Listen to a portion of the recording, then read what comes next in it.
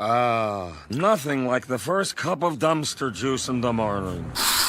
Aí vem pra jogar, velho. Que porra é essa? Ai, caralho, vai tomar no cu, porra. Que desgraça é essa? Que porra é essa? Tá vendo? Ai, passarinha. Ai, ai, ai. Que porra é essa, filha da puta? Caralho.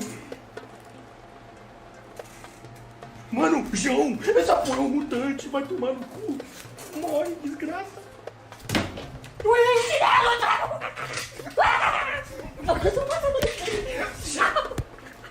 Vai tomando.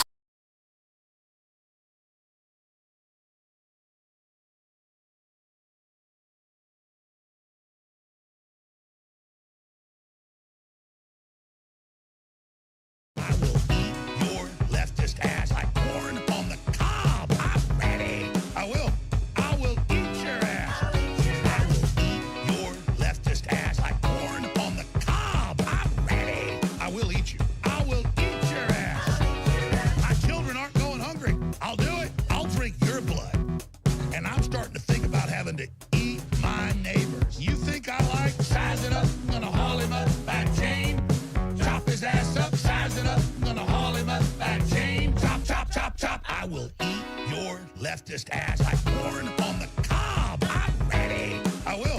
I will eat your ass. I will eat your leftist ass like corn on the cob. I'm ready. I will eat you. I will eat your ass. I'll barbecue your ass flat. I will cook your ass up so fast, and I'll tell them, "Oh, I killed a cow out back, baby." You think Christ would eat somebody? He would never do that. I will. I'm ready to hang them up, gut them and skin them and chop them up. You know what? I'm ready. I will eat your leftist ass like corn on the cob. I'm ready. I will eat your ass. I will eat your leftist ass like corn on the cob. I'm ready. I will eat you. I will eat your ass. I will eat your leftist ass like corn on the cob. I'm ready. I will eat your ass.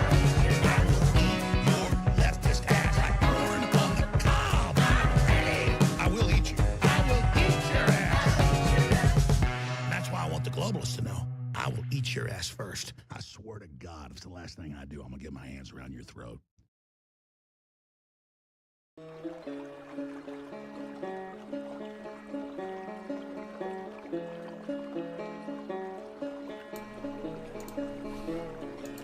Like corn on the cob, y'all. Oh, damn it. I always leave this door open, or this closet door open. Not that there's a problem. My closet's pretty clean right now, but it annoys me to have a big black void behind me like that. I like it to be white behind me. Makes me look like I have some color to my skin, I guess. Good morning, my beauties and bees. Welcome to Live from the Hive. Welcome to Saturday mornings with the Hive, like we do every weekend. It is May 10th. It is 2025, and right now it's 8:38, which gives us a few minutes to break some things down and go over some stuff. So I'm here for it. I hope you're here for it too. The last thing he did was cry into the camera. What? What's going on? Anyway, I'm so happy to see everybody turning out for the show. Good morning, all my beauties and bees, all my beautiful faces. Yeah, it's starting to really look like spring here. Everything's starting to green up. And I say green up, it's relative because I am in the desert. So it's cultivated greenery, but still greenery nonetheless. The hills and plains are still bare and brown, but there's flowers sprouting up here and there. Just anytime it rains, new flowers pop up. It's delightful. Let's go over a couple of quick things now before we get started. So the first thing, we're going to do this. We're going to switch over to this, and then we're going to, let's pop this sucker up there. So, yeah. Okay. Yeah, we'll start with this. That's fine. Okay, treat stream. Yes, this is what Aunt Jur had me sign up for. It's neat. Y'all can send me coffee in the morning as soon as they open. But the restaurants are currently closed. What kind of restaurants are closed that serve coffee? And it's 8:39 on a Saturday? I don't know, but there they are. Yeah, so you can send me some coffees and stuff like that on TreatStream. It's treatstream.com, and I'm Hive if you want to. I'll drop the link as well. I don't have any coffee this morning. I did not get any going, so I'm fine with no coffee. But I've been kind of weeding myself off with so much caffeine lately, so it's fine. But I would, if you want to get me a coffee, it's right there. There's the link. I'd appreciate it. Love you much. All right, the other thing is going to be the polls. Let's look at the polls before we go in too far. So Zarahemla did win the polls this time around. It beat out What Does the Fox Say, which is going to be a little bit of an expose on the Fox sisters. It should be fun. Charming the Serpent pulling up the last place there. It's going to be about snake charming. And then we have the Knights of Tartaria, which, you know, Knights of Tartaria kind of speaks for itself. Thank you so much, My Unfinished Journey, Hail Nero, Hive Science, and Zarahemla. Yeah, we are going to Zarahemla later in the show. Before we ever go to Zarahemla, we got to visit a couple of other things in Cryptic Corner, because this week, the new kid on the block, so to speak, was the White Lady, or the Lady in White, depending on how you want to put it, but I like White Lady better. I'm a White Lady. Sometimes I get called a White Lady or a privileged White Lady.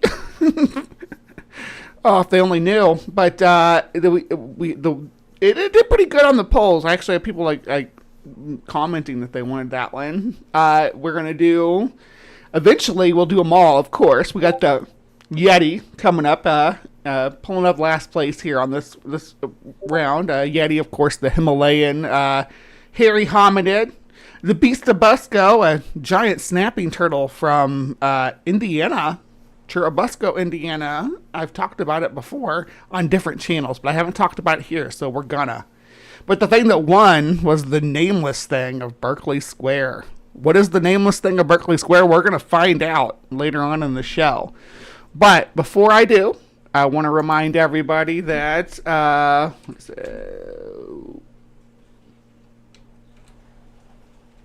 hold on. I want to remind everybody that, come on, remember how to spell, that we do have merch. We do have Hive Science merch, so if you want some merch, come check it out. We got cups and tank tops and t-shirts, lots of Cryptic Corner designs. Then we got the Hive side designs, including some Pride socks that if you order now, you should have them by Pride. Yeah, got a Clamine Moth t-shirt. Got some spooters. Yeah. We got lots of cool stuff. I'm most proud of my Cryptic Corner t-shirts, though. I think they're pretty choice. Kind of like the Bigfoot one. I might order it. I already ordered a Mothman one. But I digress. Yeah, check them out. We got merch. Fun stuff. It's that Hive Shop, fourth wall. All right, try to get my shilling out of the way beforehand. And also, tomorrow, I don't know when it airs, but tomorrow I'm recording with the Apostate Sisters. We're going to talk about cryptids in the Bible, so that should be fun. I'm not sure when it airs, though, so I don't want to make waves, but about, it's going to come out this day or that day. No, I don't know. But we're going to talk about it, and I'm sure they'll have to edit it and stuff, so it'll be a little bit. So that was, yeah, that's what's going on there. One of my hairpins. See, ouch. Stabbed me right in the back of the neck. It's like, what the hell keeps stabbing me? That fix it. All good to go. Who doesn't need a new cryptid shirt, right? I hear they're really comfortable, really well made. So I think everybody would benefit from one. My alarm's going to go off here in just a second to say it's time to move into Cryptic Corner. But before it does, I also want to say that we got a little puppy living here with us now named Henry. And he reminds me so much of my beauty that it's nostalgic for me to spend time with him. So I may or may not post videos that co-star Henry moving forward. It's technically Ben's dog, but you know, I'm dog sitter. We'll see what happens though. All right. I'm just waiting for that alarm. There it goes. There it goes. Hear it? It's saying it's time for Cryptic Corner. So we're going to pop right into, and I didn't stop it. I snoozed it, which is great, unfortunately. But you know what? I'm okay. We're going to keep moving forward. We're going to keep chugging along. We are going to move right into Cryptic Corner. So I will see you, beauties and bees, over there in just a moment.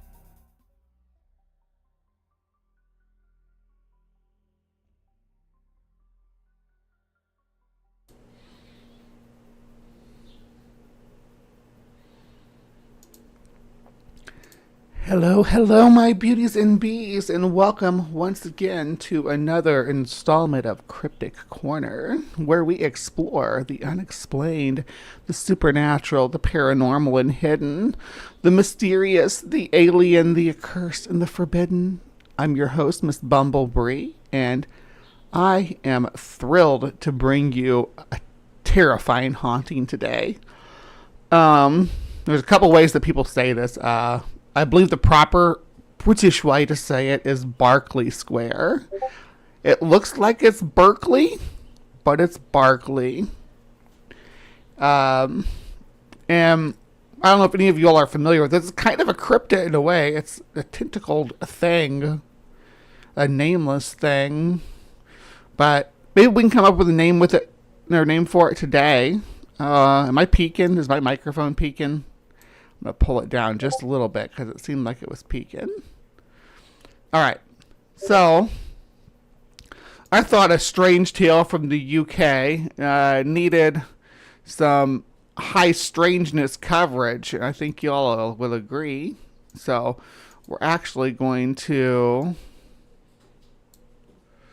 be going on this journey with Tales of High Strangeness. It's a YouTube channel, a pretty popular one, has 210 videos and 111k subscribers. I don't know what you got that I don't.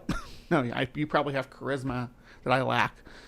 And better lighting too. Ooh, since it's a nameless creepy thing, I'm gonna darken it up in here real quick before we get started. Gonna close the blinds. Gonna close it up so that it's dark and spooky in here. I'll leave that one open because, well, shoot, actually, I'm going to close another window's open. Ooh, is that dark and spooky enough? Because it's got to be spooky for the Nameless-Thing. Are we spooky? Give me a thumbs up if you think it's spooky enough in here. And then we'll move right along. So, while y'all are doing that, I'm going to read this. Formerly known as Mr. Sinister, Tales of High Strangeness is the home for all things high strangeness related, delivered in a storytelling style. James Deverell is a storyteller and content creator who has always always had a fascination for the paranormal.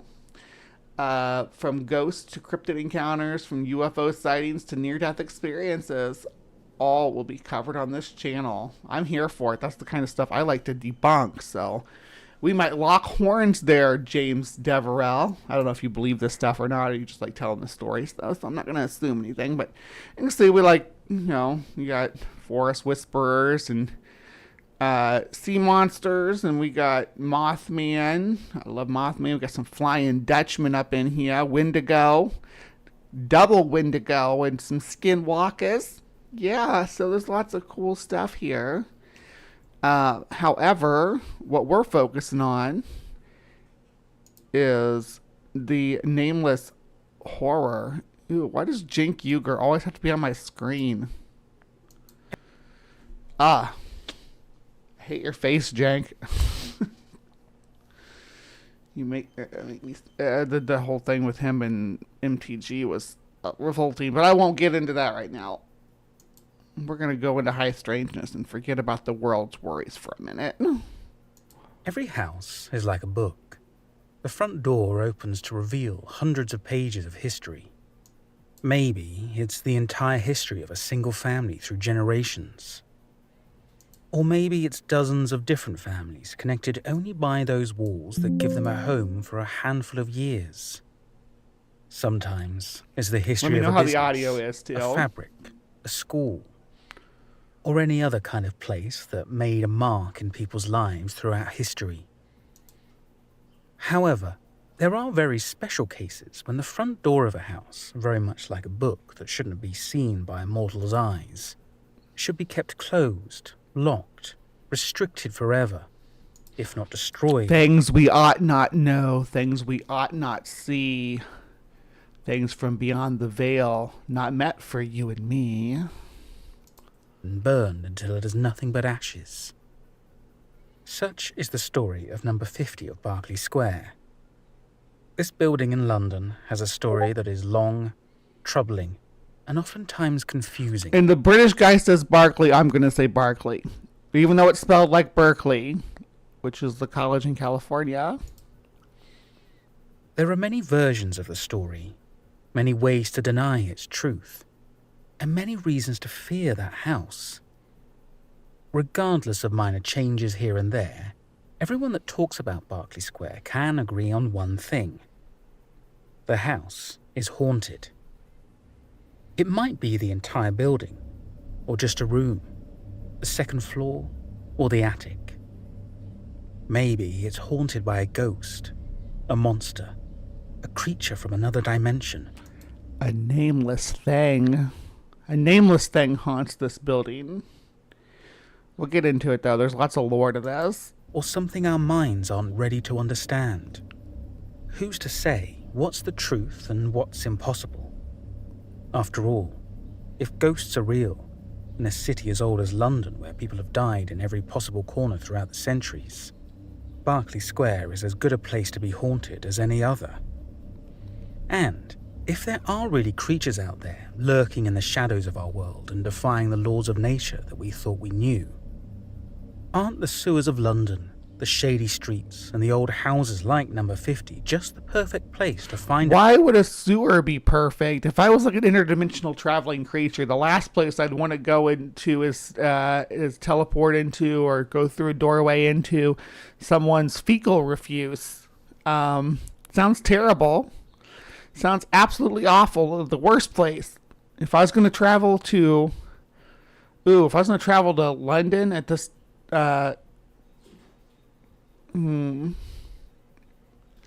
where would I would probably try to get some maybe one of the parks or a rooftop of with a nice view. Not a sewer though, or an old decrepit building. Not saying that this building's decrepit. We'll look at it later. A home. And, most importantly, a substantial meal. It's tough to pinpoint the exact start of the Berkeley Square legend and the correct number of victims that its nameless thing has claimed over the years. We are talking about a building that has carried a reputation of mystery and terror for close to 200 years. Yeah, but like even if you couldn't smell, it's just the aspect. Oh yeah, I'm gonna appear in this in your sewer. I mean, to each their own. There may be some creatures that are like into that. I'm not. I'm just not like into feces much.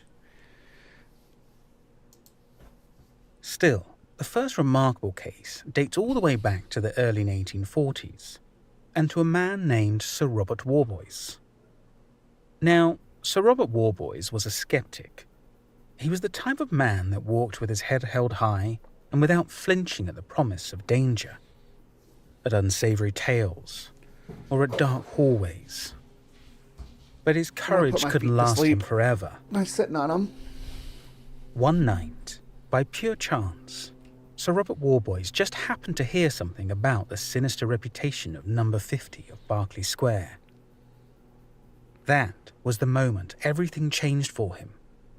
Like an unstoppable chain reaction, Robert's curiosity sparked his pride, and then his arrogance. So, I used to do this too. I didn't do it because I'm like, oh, I'm arrogant and I think it's all BS. I did it because I wanted to encounter the thing.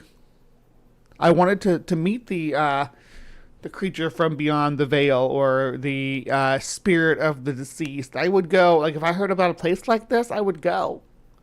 I was a pretty enthusiastic paranormal investigator. Actually, my enthusiasm became a bit of a problem because a lot of people on the team would be like, no, we shouldn't go in here right now. There's like bad energy and stuff like that. And I'd be like, bad energy, perfect. Point me to that direction. And I'd want to go charging in and engage. I'm not a believer in the supernatural. I wanted to be knee deep in it, but it wasn't in the cards. But when I'd hear legends about a haunted house, I was full tilt into it. I've sat in many haunted houses with Ouija boards and recording devices and candlelight and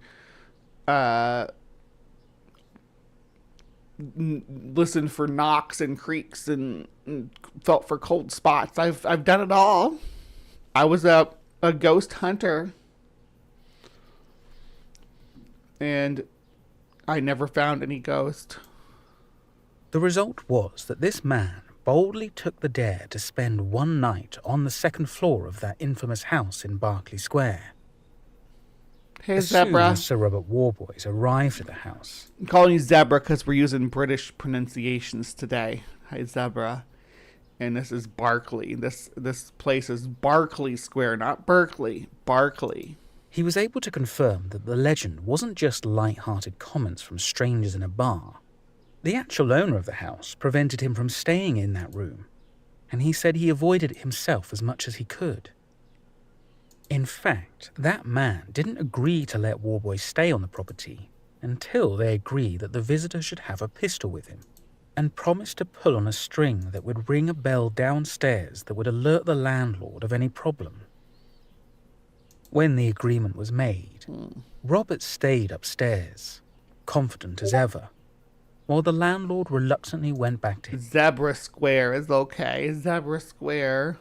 My group used to think that not just anyone could see ghosts. You have to be receptive to them. Yeah.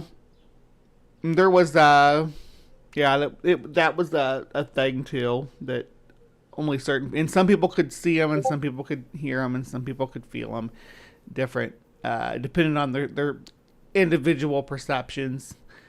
It was, it's like nailing Jello to the wall to try to figure out the source of it. So I just wanted to encounter something. Anything. His room.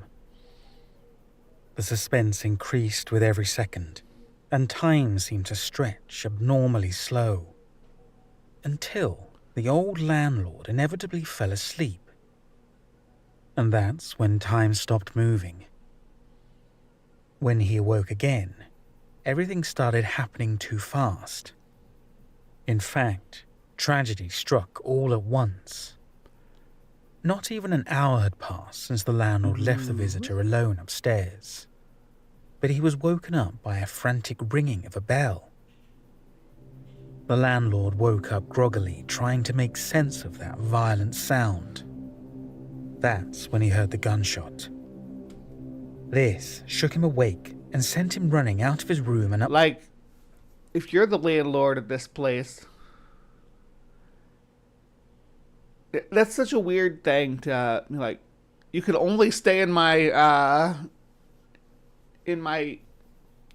room if you're heavily armed.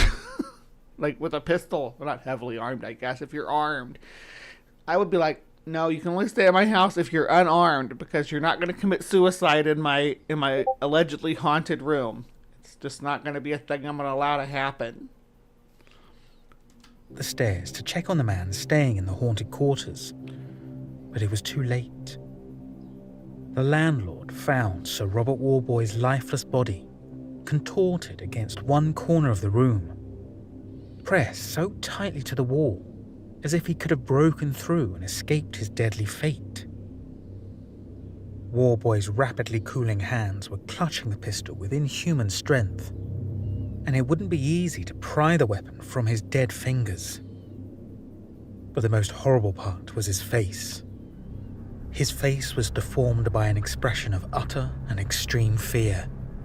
Something unlike anything the witness had ever seen or heard before. I mean, I suppose the thing is that he's scared to death, but I have a hard time, and maybe it's just I'm just jaded. I have a hard time believing this isn't, someone having a heart attack or stroke or something, because he was obviously he was at the pub earlier in the evening getting all worked up, so I don't know if he scared himself to death and saw the curtains move. Who knows? But scaring yourself to death is generally you cause yourself to have like a heart attack or maybe a panic attack or something that triggers like a stroke. It's a hell of a way to go, especially if you're holding a firearm and apparently shooting it indiscriminately around a darkened boarding house. His eyes were so wide, they looked like they would pop out of their sockets. His jaw clenched tightly shut, his lips pulled back into a horrible grimace, and the tendons of his neck froze in a painfully tense state. The problem was, the landlord didn't even know what even killed Sir Robert Warboys. There was no blood, nobody else in the room, and nothing but his contorted... Well, the landlord's not a medical examiner either. What'd the medical examiner think it was that killed him? ...face of terror to explain that he probably died of fear. Fear of what exactly is the question. Well, I don't know if rocks are ghosts, but rocks apparently are the atheists. Remember that? Who wants to crack that back open? The landlord remembered the gunshot he heard and approached the wall on the other side of the room, where he found the mark left by the bullet from Warboy's pistol. There was absolutely no sign of what he possibly shot at, except for a very confusing substance that the landlord found. It slimed him. There's ectoplasm everywhere. Stepped on it when he got close to the gunshot on the wall, and he could have sworn there was some of it around the place where the bullet went through. Something viscous, a dark liquid that didn't look natural or familiar at all. Maya's teaching people about animism in the side chat. Animism. Spirit flows through all things. Works well with Gaianism. There was a trail of it near the bathroom as well, but the landlord couldn't take any more suspense. He didn't want to risk his life like the foolish man that lay lifeless on the floor. He rushed out of there to contact the police and put an end to this chapter of the story. That should be the beginning of the story. I mean, we should know what the police thought was going on. Is this like proven?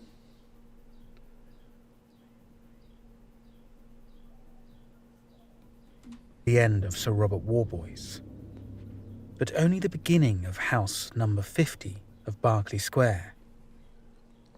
Gossip and rumours spread like wildfire, and the house's reputation was dragged through the mud. The most interesting part was that this wasn't exclusively because of Warboys' demise. Before and after this terrible incident, there were countless reports of neighbours complaining about strange noises coming from that house. The reports were so varied. Accounts of screams, things breaking, heavy weights dragged along the floor, thumps along the ceiling, whispers, and indescribable sounds that more often than not were compared with animals in agony. Before I conclude this story, I just want to say thank you for choosing to watch it. Conclude this story. You're less than halfway through the video, my dude. Oh, and the coffee thing's open now. Yay. You want to send me something yummy? Yeah, you can send it by Treat Stream. Thank you for telling me about this. I'm super broke right now, so having people send me special treats and stuff is fun.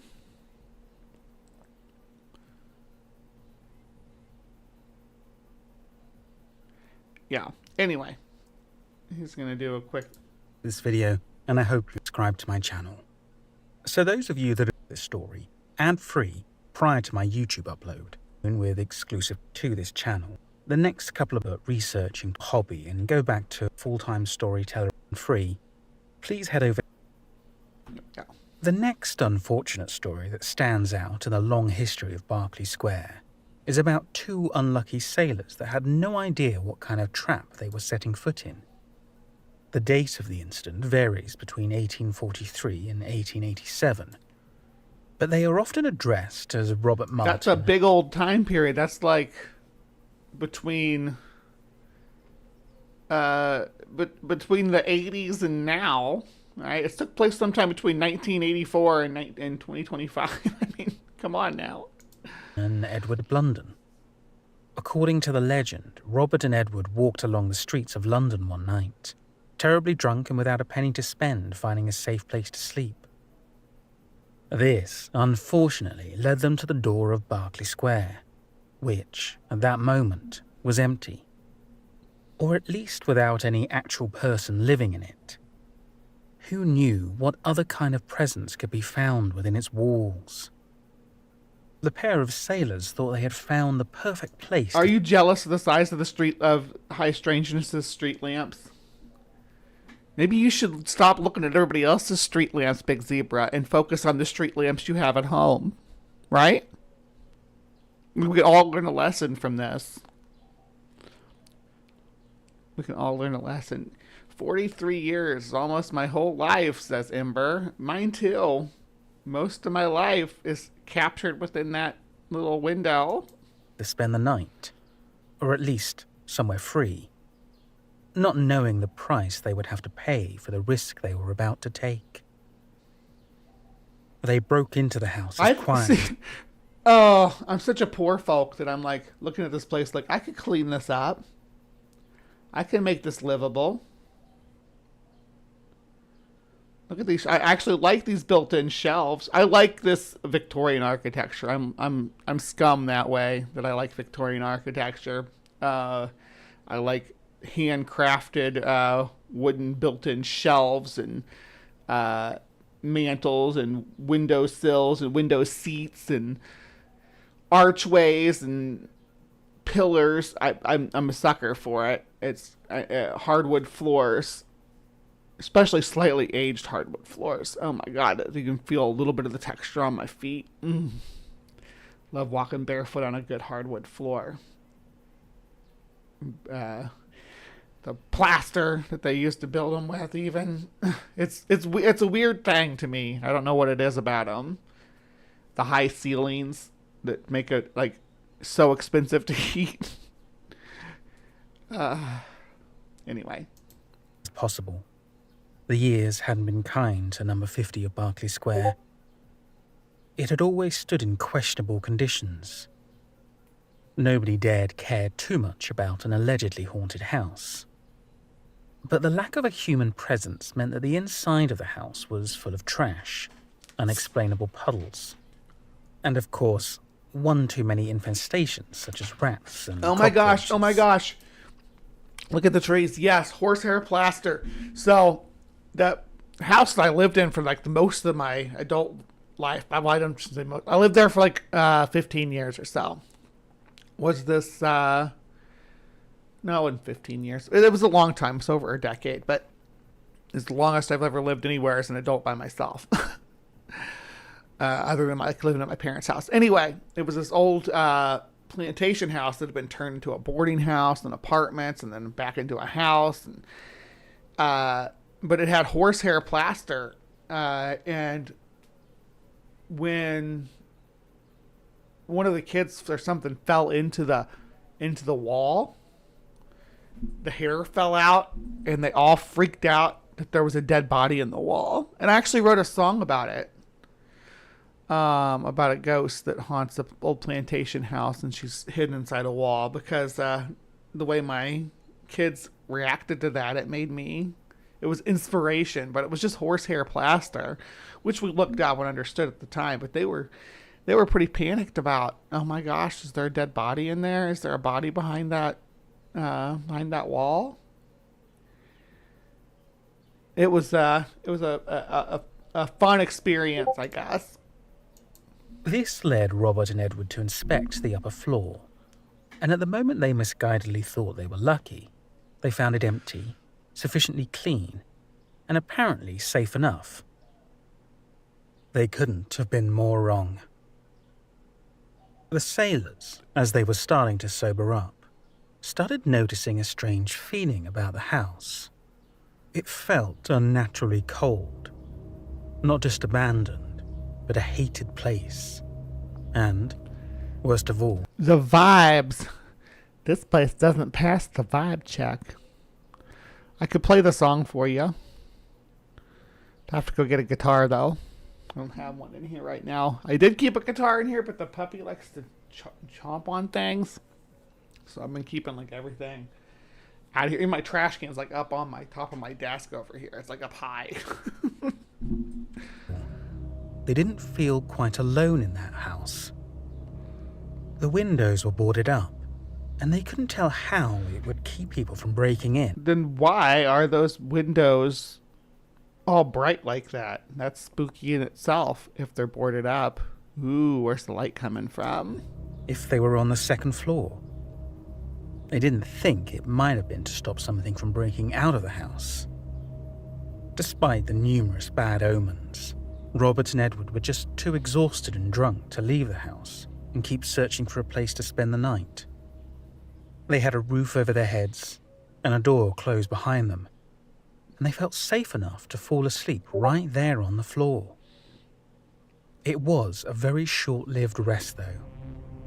Their smell, their warmth, and the steady sound of their breathing must have attracted some company. At first, it was a quiet sound, Ooh. slow and difficult to describe. House bioluminescence. It wouldn't be bio, though, would it? It couldn't be bio if it's a house. A house isn't biological. Unless it's like Monster House. Maybe it's like Monster House. Maybe it came from the walls or from downstairs. It only slightly disturbed their sleep. But the sounds persisted.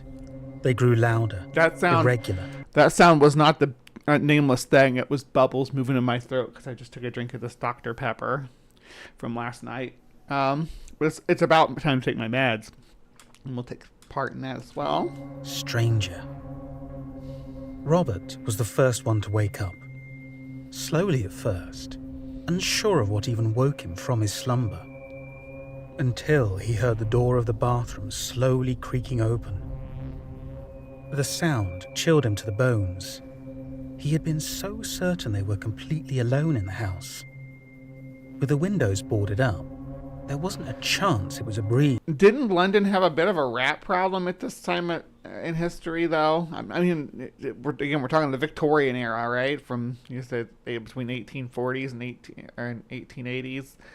So, I think that there was a bit of a rat problem in London at this time. That pushed open the door. Quickly, Robert gave a shove to his friend to wake him up. Edward woke up startled, instinctively angry, until he regained his senses. He wasn't completely sober, but he could read the expression of terror on his friend's face. What are we He looking could hear at? the door opening up. Is that what's hanging out the door? What is this picture we're seeing? And he could hear the floorboards creaking under the weight of someone or something approaching them. Some nameless thing. Mwah, name drop. Name drop. That wasn't all. In the darkness, they had to pay extra attention to the sounds. And that was how they were able to describe the dripping sound coming from behind them. Steady drops falling on the floor.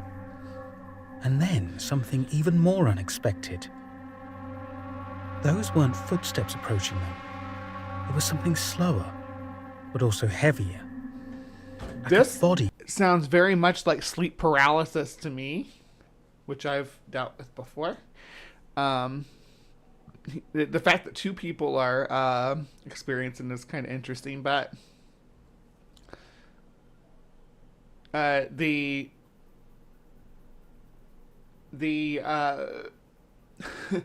depiction of this thing in these, I'm guessing AI artwork, I'm not sure, is quite bizarre. Like, I guess you can kind of run with whatever. We're going to see what they say it looks like. Crawling on the floor.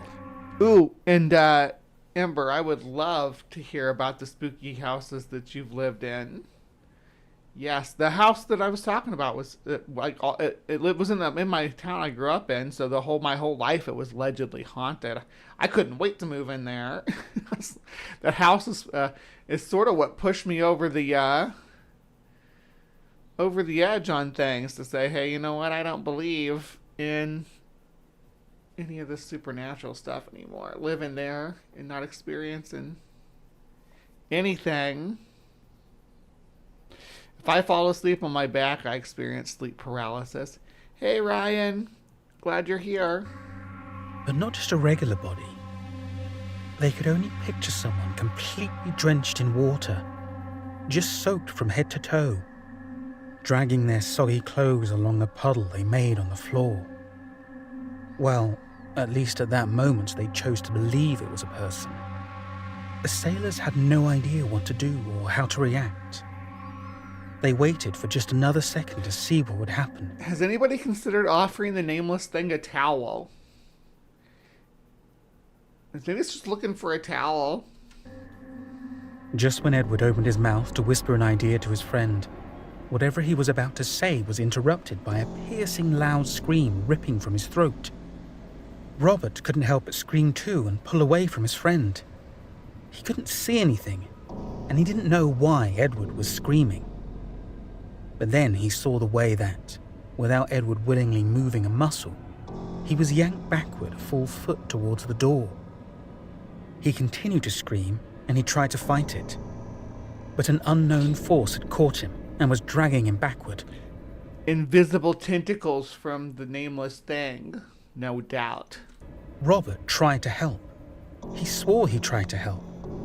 But when he reached a hand out for his friend, he only caught a disgusting and slimy black sludge on the floor. He flinched backward, just in time to see his friend was already too far away, and there was such a large and ominous dark figure behind him that all Robert could do was jump to his feet, stumble toward the door, and run for his life. The journey from that cursed room to the front door felt eternal. With every step, Robert thought he felt invisible limbs reaching out for him, grazing his neck, just a breath away from catching him. He stumbled through the front door, and when he fell down, he crawled for a few feet until he was... So, I think this is the story where we start to get tentacle move from unseen force to tentacle monster. But if this story happened in Japan, it'd be a completely different. Was able to stand upright again.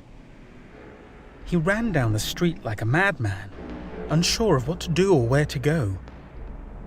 But he had good luck for the first time that night, and he saw a police patrol in the distance, so he quickly approached them. Getting the police to listen to him and actually follow him back to the house wasn't easy. Robert was almost immediately dismissed as a drunk man talking nonsense. He was a drunk man. I mean, at the beginning of the story, it was like they're two drunk guys looking for a place to crash. Something about the exact area got the attention of the policeman, so they followed him back to Berkeley Square, where they couldn't find Edward's body. It was impossible. So it didn't make sense. These do remind me of the scary stories. There are a couple of telltale signs that these are AI generated, though. This like these pillars here, these nonsensical pillars and shelves and stuff, is that kind of a giveaway. There's another one image that they keep showing. I'll point it out. There were dirty puddles in the room, but Robert only cared about his friend. While the police searched the What if his friend was a clown named Dirty Puddles? Did you think about that? Rest of the house, Robert started to hope that his dear friend had managed to escape and was somewhere outside looking for him. That was when he heard the police officer scream. It was such a strange and unexpected noise, not just for a man of his size and profession, but because the sound was so utterly distraught that Robert and the other officer shivered upon hearing it. They rushed downstairs in search of the first officer. They found him climbing the steps from the basement, looking like he had just seen a ghost. It turned out... This one has... This one's definitely more realistic looking. I like the radiator. It's a nice touch. This pillar's oddly placed. I don't know. But it was even worse than that. Edward Blunden's if I had body... this room, though, I'd put like a little office space back here, and then this rest of this would be my bedroom. That's how I'd do it. He lay at the bottom of the stairs. He didn't look as if he had tripped and fallen accidentally down the stairs. What reason could he have possibly had to go down to the basement? He looked as if he had been discarded as an unfinished meal in the trash. His limbs were broken and twisted into impossible angles. That's the thing. Nobody ever offers these dripping ectoplasmic creatures a towel to wipe off with. Could you imagine your whole life you're just covered with dripping goo constantly? And every time that you go to ask somebody to help you clean it off, they run screaming away? What kind of afterlife is that? The blood and the inexplicably gooey substance pooled around him. One of the officers rushed out of the house to call for backup. But Robert had to know. He had to see for himself. He moved closer to the corpse of his friend and saw not only the expression of extraordinary fear that contorted Edward's face the moment he died, but also the unmistakable marks of a tentacle sucker. It's a cephalopod. It's definitely a cephalopod. But, like, think about it. Yeah, perpetually wet, exactly. And nobody is willing to towel you down. I used to work with a girl with the stage name Dirty Puddles. Very accurate name, too. Oh, my. There's a story there.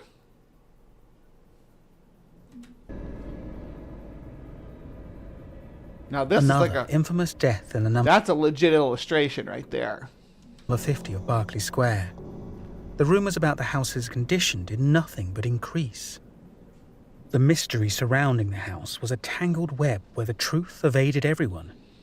But the trail of horror was more than enough to scare away anyone that got too close. Well, could you imagine if you lived in number, it'd be, this is 50 Berkeley Square, so 52 or 48 Berkeley Square? You'd have to deal with that shit next door. Having a slime monster living next door. Top of the never-ending complaints from the neighbors, it became obvious that anyone that dared to try to inhabit that house never stayed for too long, never really used the second floor, and never offered a reasonable explanation for the claw marks along the floors, the bullet hole in the wall, the dark liquid that oozed from the cracks in the walls, the gurgling sounds from the pipes, and their hasty exits from that building. Perhaps the mystery of the Nameless-Thing of Berkeley Square Gurgling sounds from the pipes. Sounds like you need to call a plumber. would never be solved, but the numerous victims, the destruction of the house, and the inherent horror it inspired for years and years will never be erased from history. This story was written by Danny Rangel Nieto and narrated by me, James Deverill. Thank you for watching. So the rest of this is advertisement. That was Tales of High Strangeness, telling us the lore and legend of Berkeley Square there. But I found another video of someone who actually visited the place, so we're gonna check this out too. Berkeley. I keep saying Berkeley, but it's Berkeley. London by night. I'm in Berkeley Square. Yes, I know it's spelled Berkeley. You gotta love the British dialect. And here, what has brought me is probably my favorite ghostly legend of all time. And it comes out of this building right here. Number 50, Berkeley Square. Ladies and gentlemen, the Nameless-Thing of Berkeley Square is a legend that goes on for a while. But people seem to be living there because they got their lights on. Check it out. They got their lights on. There's little balconies with furniture on it. Looks pretty nice. Looks pretty well kept now. This place in particular, this innocent-looking townhouse, was actually once considered the most haunted house in England. It tells of stories of something indescribable, that any altercation with the living had a very violent reaction.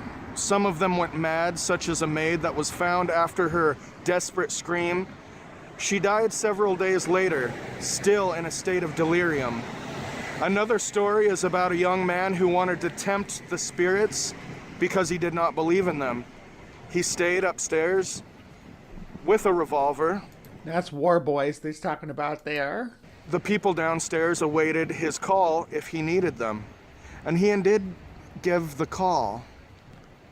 They rushed upstairs to find him also with I think it was a bell in the last story. It was a bell. See, that's the thing about urban legends, right? eyes bulging from their sockets, and his face in a twisted state of terror. He had fired one round into the wall, but there was nothing in the room with him. Another story is about two sailors who broke in looking for a place to stay. And they too encountered the Nameless-Thing of Berkeley Square. One of them managed to escape, the other was found impaled on the railings below. Or did he have tentacle marks around his neck like the last guy says? Urban legends, that's what I'm talking about.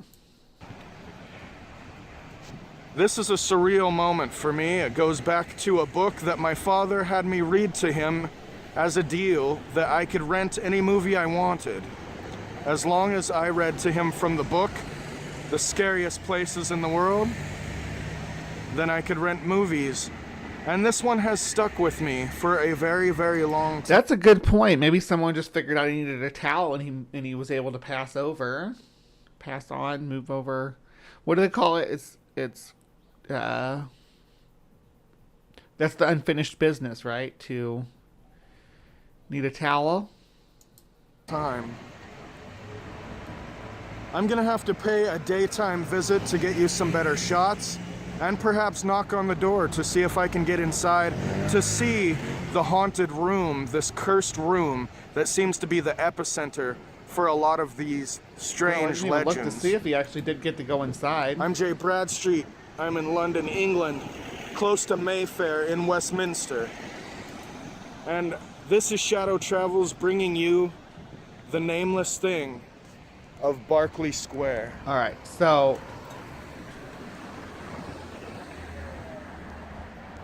I think I'm gonna go look at his channel and see if he ever did get inside. I don't know.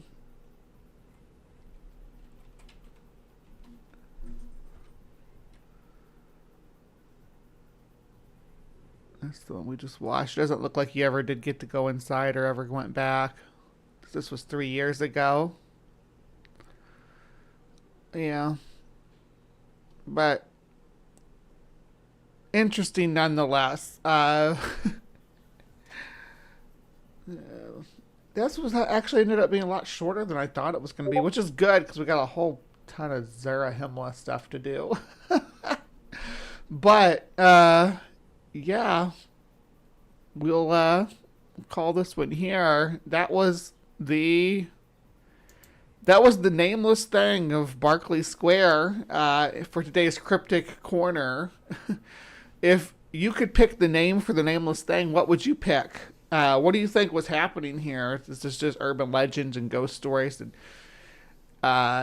this place got a bad reputation that kind of festered, and the negativity attracted more negativity, and more people to come to this location to do, whatever, suicides or murders or whatever. I don't know. Let me know in the comments down below what you think about this and how you feel about some of the inconsistencies in the stories. Yeah, and please remember to be kind, take care, and we'll see you next time. All right, so live from the Hive audience. Yeah, that was a whole 15 minutes earlier than I expected this to end. I'm taken aback because the video that I picked to watch was a full 20-minute video, and I tried to interrupt it as often as possible. And we talked BS and everything. I don't know how that ended up ending so early, but like I said, we have a whole how long is this for? Yeah, we got almost 6 minute video, and then a 48-minute video for our weird for our weekly weird thing, talking about Zarahemla. So that'll be all right. Wow. I guess I'm just doing filler right now. And again, yeah, if you want to send me a treat, you can. The treat stream thing is open now. So if you want to send me coffee or anything, go right ahead. I'm begging someone to send me coffee at this point. I need some coffee to get going. Yeah. Anyway.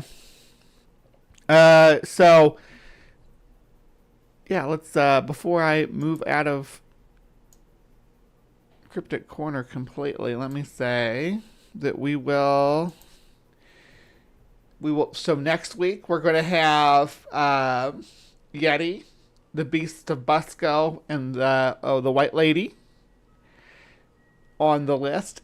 What would you like to see in this week's polls? Like, drop it down below. What would you like to see in this week's polls? Because it does make a difference. I do pay attention to what you all say, and I base it completely on what we cover every week. So there's always 4 options for both of these segments. I pick my own for Breeze Bestiary because that's my own segment. That's where I just close out. I don't care if people even stick around for that. It's just me talking about something I'm passionate about. So at that point in the show, I'm just I'm ready to. I need to make coffee. You like some? Yeah, I need some coffee. But anyway. Hang in there. We got more weirdness to come. We're going to return to Zarahemla, and we're going to talk about where it's located at and all that good stuff. And then we're going to launch into space with some monkeys. So you don't want to miss any of that. It's going to be a blast. So stick around. I'm going to take an intermission. And then, then we'll be back momentarily. A quick bathroom break, if you will. And then we'll continue trucking right along.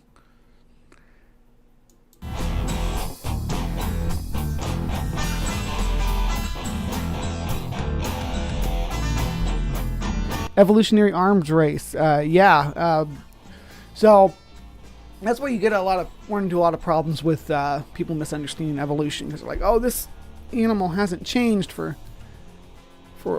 millions of years. It's because it's been and that's never true, by the way, but that's because it's been accustomed to that ecological niche for all that time, and it doesn't mean it hasn't been challenged for that. It just means it came out on top every time. Sharks are a good example. They're well adapted for their environment. They aren't going anywhere, well, until now, so we started killing them and eating them, but or just killing them for fun. When there's an extinction event, that's when we get what we call, it's a punctuated equilibrium.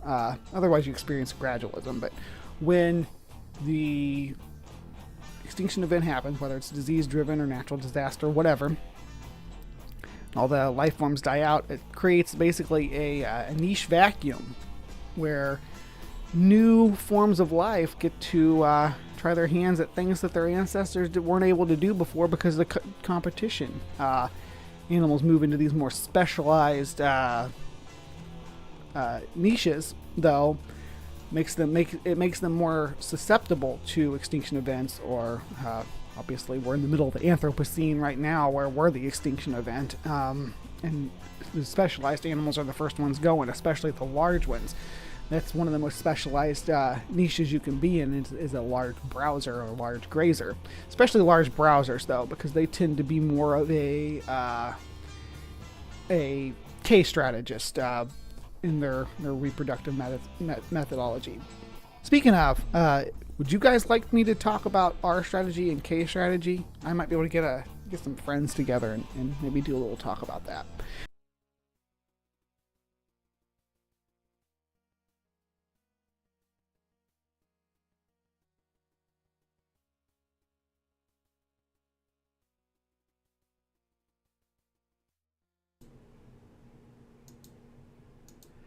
Hello, my beauties and bees. Hello and welcome, and thank you for joining me for another weird, weekly weird segment here. One of my favorite topics when it comes to this segment of the show is the lost civilizations, right? I love lost civilizations. It's not just Atlantis or Lemuria. I like the more obscure ones. I like the city of Z inside somewhere deep in the Amazon, right? I like the secret, the lost pyramid and the Black Forest. I like I like the sunken. I do like other sunken cities too. Don't get me wrong. It's the weirder, the more obscure, the better when it comes to lost civilizations, in my opinion. Right? Ones that nobody else has ever heard of or whatever, because I don't know, like, you all know what I'm talking about. The supposed city under the Grand Canyon's a good example. Stuff like that. Antarctica is chock full of lost civilizations. But I digress. Sometimes they have a biblical. Do I even call it biblical? Because we're talking about Mormons here. We are talking about. I mean, they call themselves scriptural, right? Like, it's Scripture Central is what they call themselves, and they got Jesus all over the place here, right? But are they really? They have some bizarre geography that goes along with their mythology, because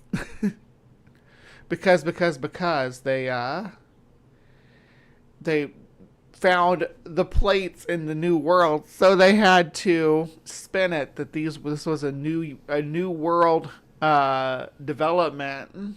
Yeah, that the Native Americans were these lost tribes and all this. It gets wild. Anyway. Holy moly, let's dive right in, because we're going to talk about some geography. Now, this is their latest video discussing the geography. Ever since the Book of Mormon's publication in 1830, readers have wondered where exactly in the Americas it took place. Over the years, a variety of traditions and interpretations have been proposed. While the Church of Jesus Christ of Latter-day Saints... And it's mostly colonial brain stuff saying that that Native Americans couldn't have done this and had to be Israelites. ...does not have any official position about the precise location of the events of the Book of Mormon. Leaders have offered wise counsel on how members should approach study of the topic. Beginning in 1830 and throughout the 19th century, most readers assumed that Book of Mormon events took place throughout both North and South America. It was assumed that South America was the land southward, the narrow neck was within Central America, and North America was the land northward. An article for the Ohio Observer and Telegraph reported that Oliver Cowdery, Peter Whitmer Jr., Parley P. Pratt, and Ziba Peterson were teaching that Lehi and his family landed on the coast of Chile 600 years before the coming of Christ. 19th century publication... They landed in Chile. They crossed the Pacific. The Indian and the Pacific, I guess. So not that easier Mediterranean journey and then crossing the Atlantic, which is the Atlantic's, rough enough at that time frame. No, they had to, instead, they went all the long way around from, I guess, along the coast of, let's look at this. So, hold on, we'll just pull up. Give me a second here. We're going to do map time. It's the map, it's the map, it's the map. Alright, so here we are. On Earth, right? On Earth is real. So, a couple of ways they could have went. Could have crossed over to the Persian Gulf. Or they could have went down the Red Sea to the Gulf of Aden. And then, regardless, it's going to take them along the coast of India. Going to go on Sri Lanka. I don't know, are they going to sail across the Bay of Bengal? Are they going to go north? They're going to go south from here. You got the Sundarbans, these big islands here, right? A lot of stuff in the way. Australia down here, because you remember they're going to Chile, which is way down here. So Australia's on the way, but I guess they could have island hopped across the South Pacific on their way to Chile. Right? That's quite a journey. Quite a journey that they made. Did anybody get me coffee yet? No, not that I see. I only have those two places on there still. Which is kind of my fault, but because I haven't really looked too much at Grubhub, which you have to have. But the other way to go from Israel would have been, along this coast right here where there would have already been trade routes. I mean, not saying there wouldn't have been trade routes down along here and stuff too, but they got a long way to go beyond there. But they would have had, trade routes at least into the middle Mediterranean, right? You would think. Regardless, this is a lot calmer water till you get through the pillars here. The Pillars of Hercules, the Strait of Gibraltar. This is where it gets rough, but even this, as rough as it might be, is nothing compared to that Indo-Pacific crossing. I mean, you could go down along West Africa, right? And even follow this path and get into upper Brazil and stuff, or I think most journeys across the Atlantic go like this. You go down, so you come into the Antilles. Just because the way that the North Atlantic spirals, and then the South Atlantic spirals a different way. So going down here, you're literally carried across here if you're not careful, and you're literally carried across here if you're not careful. There's Inuit boats and stuff that washed up on the shores of Ireland. Anyway, so they took the long way though. They took this way. They took this route around over 50%, like I don't know, like this is like 70% of the planet. They took the long way around at a downward angle into the southern hemisphere to land in Chile. Okay. So suspension of disbelief suspended. Oh, there we go. Reflect a surprising variety of opinion among members and church leaders. The locations of Lehi's Landing, the land of Nephi, the land of Zarahemla, the river of Sidon, the narrow neck of land, and the land of desolation were all debated. Even the location of the hill Cumorah, where the Jaredites and the Nephites were destroyed, was not considered a settled matter. Certainly many assumed it was at the hill in New York, but at least one person proposed that it was in Honduras. This wide diversity of views for most of the 19th century suggests that no one interpretation prevailed at that time. In 1920, the church removed references to modern geographical correlations in the Americas that had been added to the Book of Mormon by Orson Pratt in 1879. Get it together, Orson. You can't just put your own interpretation all over our holy books and say Honduras. Talmage later explained that this was because after days listening to the presentation of the subject of Book of Mormon geography by various brethren, the Council of the 12 determined that since views differed as widely as the continent, the church could not authorize or... It's almost as if Joseph Smith was unfamiliar with the landscape of North and South America, but vaguely knew the shape and kind of ran with it. Maybe we'll see that more. Approve the issuance of any map, chart, or text purporting to set forth as demonstrated facts relating to Book of Mormon lands. More recently, church leaders have provided additional counsel and direction. A statement on Book of Mormon geography that was prepared by the church... I would name the Nameless-Thing F-word. That's good. F-word. Auto carrots. Yeah, under my name is BRE, not a name.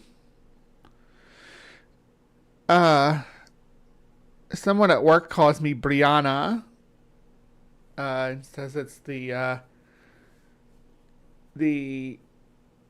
Romanized, or what would you call it, Latinized version of my name. Hispanic version of my name. The puppy's name is Henry, and they told me the puppy's name would be Enrique, which I like. I kind of wish I could just call him Enrique. Because he does Enrique when he poops on his puppy pads. But he poops on the puppy pads, which is fantabulous. All right. Historical department and reviewed and approved by the quorum of the Distracting myself talking about a puppy. Yeah, but if Brie was short for anything like serious, like I say, oh, it's short for Bumblebee and stuff like that. But if it was short for anything serious, it'd probably be Brielle. Would be my full name. If I was making Brie short for something. I don't know if I'm comfortable with that, but maybe. Brielle Priscilla McCune. Doesn't sound bad. Brie Priscilla McCune sounds better to me, but I like Brielle. Than the First Presidency, states that the church's only position is that the events the Book of Mormon describes took place in the ancient Americas. The church does not take a position on the specific geographic locations of Book of Mormon events in the ancient Americas. It further states Individuals may have their own opinions regarding Book of Mormon geography and other such matters about which the Lord has not spoken. However, the First Presidency and Quorum of the 12 Apostles urged leaders and members not to... I thought it was like an angel or something that told them what the Book of Mormon said. Wasn't there an angel? What was his name? What was the angel's name that told... Well, Mormon was, one of the yarn spinners, allegedly, but yeah. Advocate those personal theories in any setting or manner that would imply either prophetic or church support for those theories. All parties should strive to avoid contention on these matters. Without endorsing any specific map, church leaders have encouraged those who do pursue their own research on the subject to pay close attention to the details of the text, which we hold to be revealed. There you go, Moronia, something like that. It was, Moroni. So, it wasn't like God speaking it. It was Moroni speaking it, which we don't even know this Moroni guy's credentials. Did anybody even check his ID before you just believed him? Scripture. In an editorial published in 1890, George Q. Cannon stated, "Of course, there can be no harm resulting from the study of the geography of this continent at the time it was settled by the Nephites, drawing all the information possible from the record which has been translated for our benefit." However, Elder John A. Woodsoe cautioned the conclusions drawn from them... So it's like this whole religion founded on alternative history with faux geography that they got to try to now match up with. This is just beautiful. It's clear that North and South America are the remnants of the Undying Lands after the Valar changed the shape of the world that last time. Or I guess it was Eru Iluvatar who changed the shape of the world and removed the Undying Lands from the circle of the earth and left the new continents or the new lands in their place. Often the southern one was called the Dark Land, which is where Ungoliant lived as well, the giant spider. So, yeah, I mean, that's what we're doing here, right? Tolkien did it better. Though they may be correct, must be held as intelligent conjectures. In Revelations to the early church, the Lord counseled the saints to study more diligently to obtain a knowledge of history, and of countries, and of kingdoms, of laws of God and man, as well as... Stop showing Mesoamerican stuff as if it's part of your weird theology. These were real people with real culture that you cannot appropriate into your bizarro theology. Stop it. Stop it. Of the best books, words of wisdom. Seek learning, even by study and also by faith, all for the salvation of Zion. In our day, Elder M. Russell Ballard stated that the best books should include the scriptures, the teachings of modern prophets and apostles, and the best Latter-day Saint scholarship available. Thus, studying Book of Mormon geography requires that we know the Book of Mormon itself. And I'm going to say Latter-day Saint scholarship, Tolkien scholarship, right? I have some J.R.R. Tolkien scholarship that I'm bringing to the table. So, you want to argue that this was Zarahemla, I'm arguing it was Valimar, right? Yeah, let's say that. The Aztecs were definitely gods. They were definitely the Valar and the Maiar and the Vanyar elves. The Native Americans actually have Vanyar elf blood. Yeah, that's why they're so much leaner and fitter than the average European derp.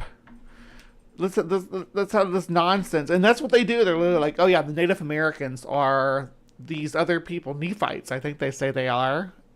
It's like, no, they aren't. They're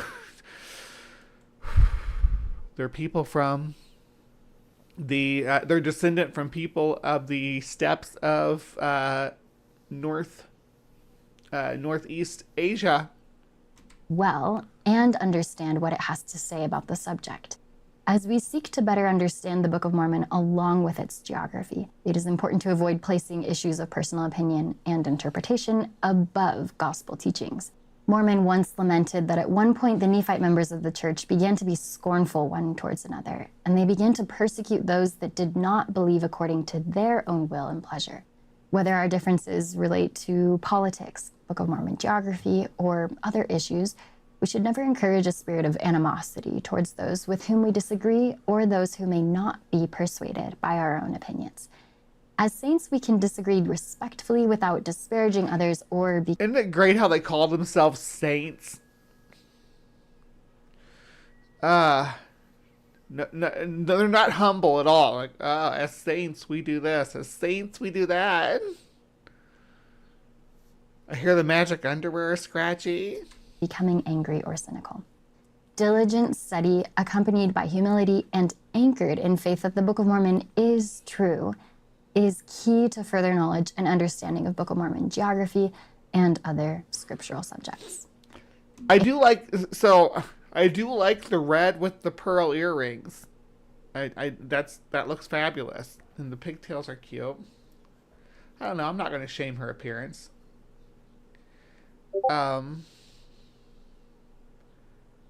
I mean, my hair gets scraggly like that too from time to time.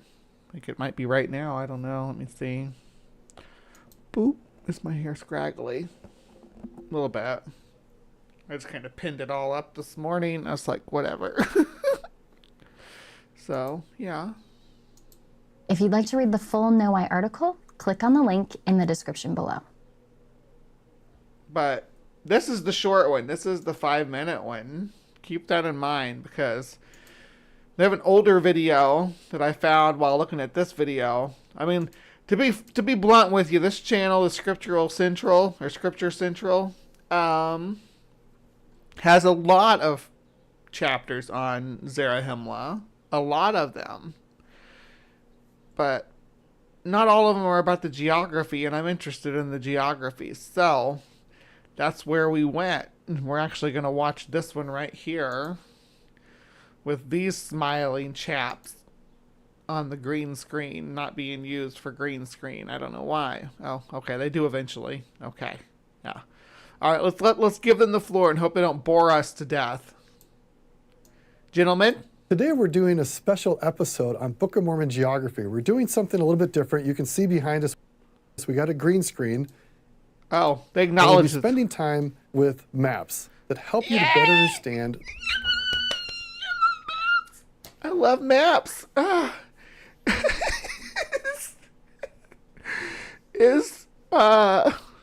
I in the desolation? Is that where I live? Am I in the desolation? I like how there's a city called Moron. That's where Moroni's from. There's like, if you look at it like that, this is Central America, this is North America, and South America. This has to be Mexico, right? Mexico, maybe southwestern United States. That they're called the desolation up here. The message of the Book of Mormon. And before we jump in, Tyler and I would like to share just a bit of our story of how we met and how we got involved in building products to help people better engage with the Scriptures. I don't want to hear about that. Both of us came on board at BYU. I was 2009, 2010. 2010. I guess that's their credentials. When we that's first fine. met, we discovered we both had this deep love, not only for I don't know. I can skip over this because it is chaptered out. Do y'all care about their credentials? I mean, it's just them talking about, you know, who they are and...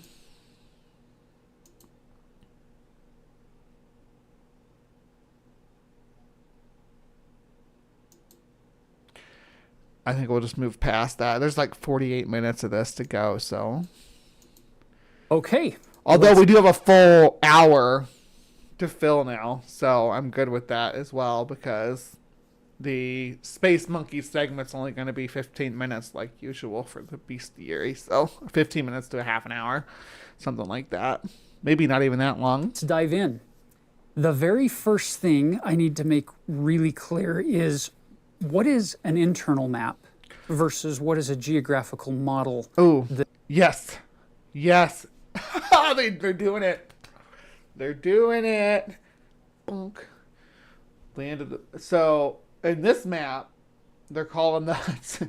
this one over here, I don't know how well you guys can see this. They're calling the Hudson Bay area the Desolation. Right? There's no Great Lakes. They're calling the Midwest the Land of the Bountiful, or the Land Bountiful. And then, looks like from, was it Ecuador to the Guyanas, calling the Land of Zarahemla. And then south of that, like by them, by Chile and whatnot, they have the Land of the Nephi. On this one, the Land of the Desolation is north of the Great Lakes. The Land of the Bountiful is the Ohio Valley. Land of Zarahemla is the upper Great Lake area, I guess you call this. Illinois, Nauvoo, the area where Mormons got excited about. Iowa, Illinois, Missouri, where those three come together. Whatever you want to call that. Zarahemla, let's just call it that. I'm going to start telling people I'm from Zarahemla, because that's the area I'm from. Like the city I lived in and grew up in is about 40 miles south of Nauvoo. And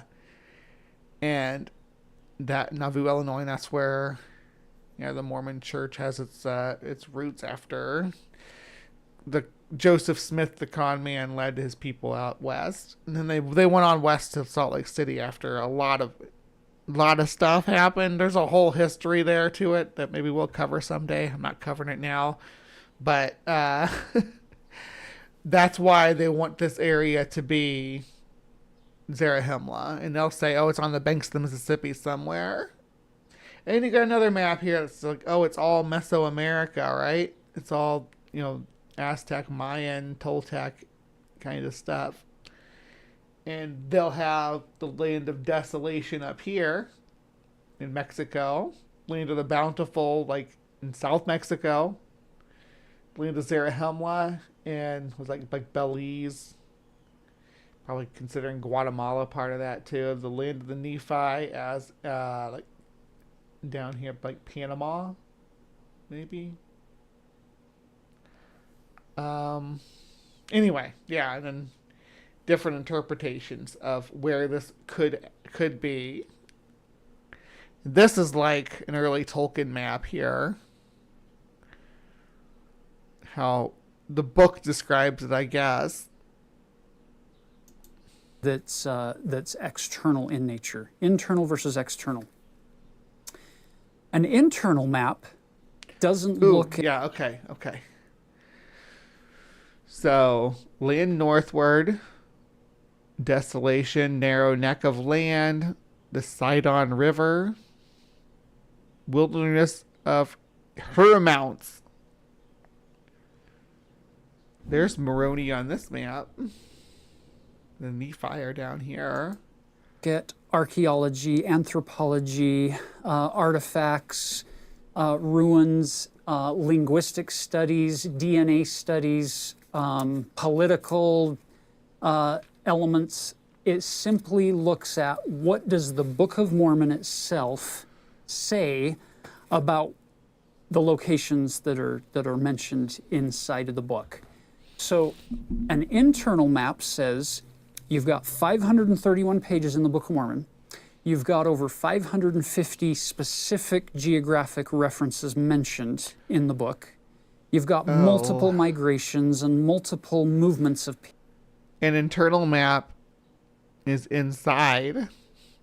Is an internal map. Like, when I think internal map, I think, like, within the context of the story, right? Within the, with it, like, because usually it's like a fictional. It's like you open up the book and you look inside, and there's in the internal maps in there with you, so you can follow along with characters' journeys. That's what an internal map is to me. He's talking about what you can, an internal map being what you can build yourself based on the different geographical descriptions. There's a difference between, like, if I looked, again, I'm going to make a Tolkien reference because that's what I know best. If I took the map of Middle Earth, right, and compare, and then I'd never seen that before, and I tried to draw a map based on what's described to me in the story, I would not consider that an internal map, which is what they're claiming is an internal map here. People.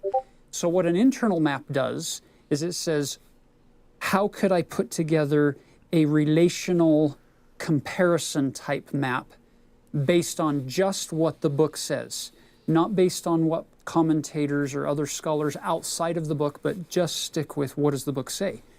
Now, the danger with this is that they will use words like mountain, wilderness, borders, land, city, and whenever you're trying to make a map, you have to make a judgment call on what does a wilderness look like. Because in 1 Nephi, when they're traveling through the wilderness, we know exactly where they're going in the old world, and we can go there and look and say, oh, this is what Nephi's calling a wilderness. It's a desert. There's not a lot of that type of land in the New World, but we're using the same word wilderness and wilderness, so it leaves this ambiguity of, is it mountainous? Is it unincorporated government land that nobody's claimed yet? Is it jungle? Is it swamp? Is it... You see the problem? It can be a variety of things.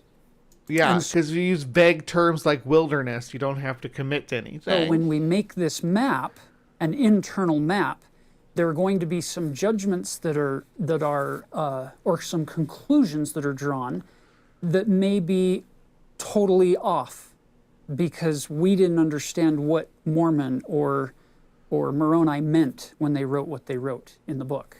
So Damn it, Moroni, can you be more clear? Can you tell us where it is adjacent to the Gulf of Mexico?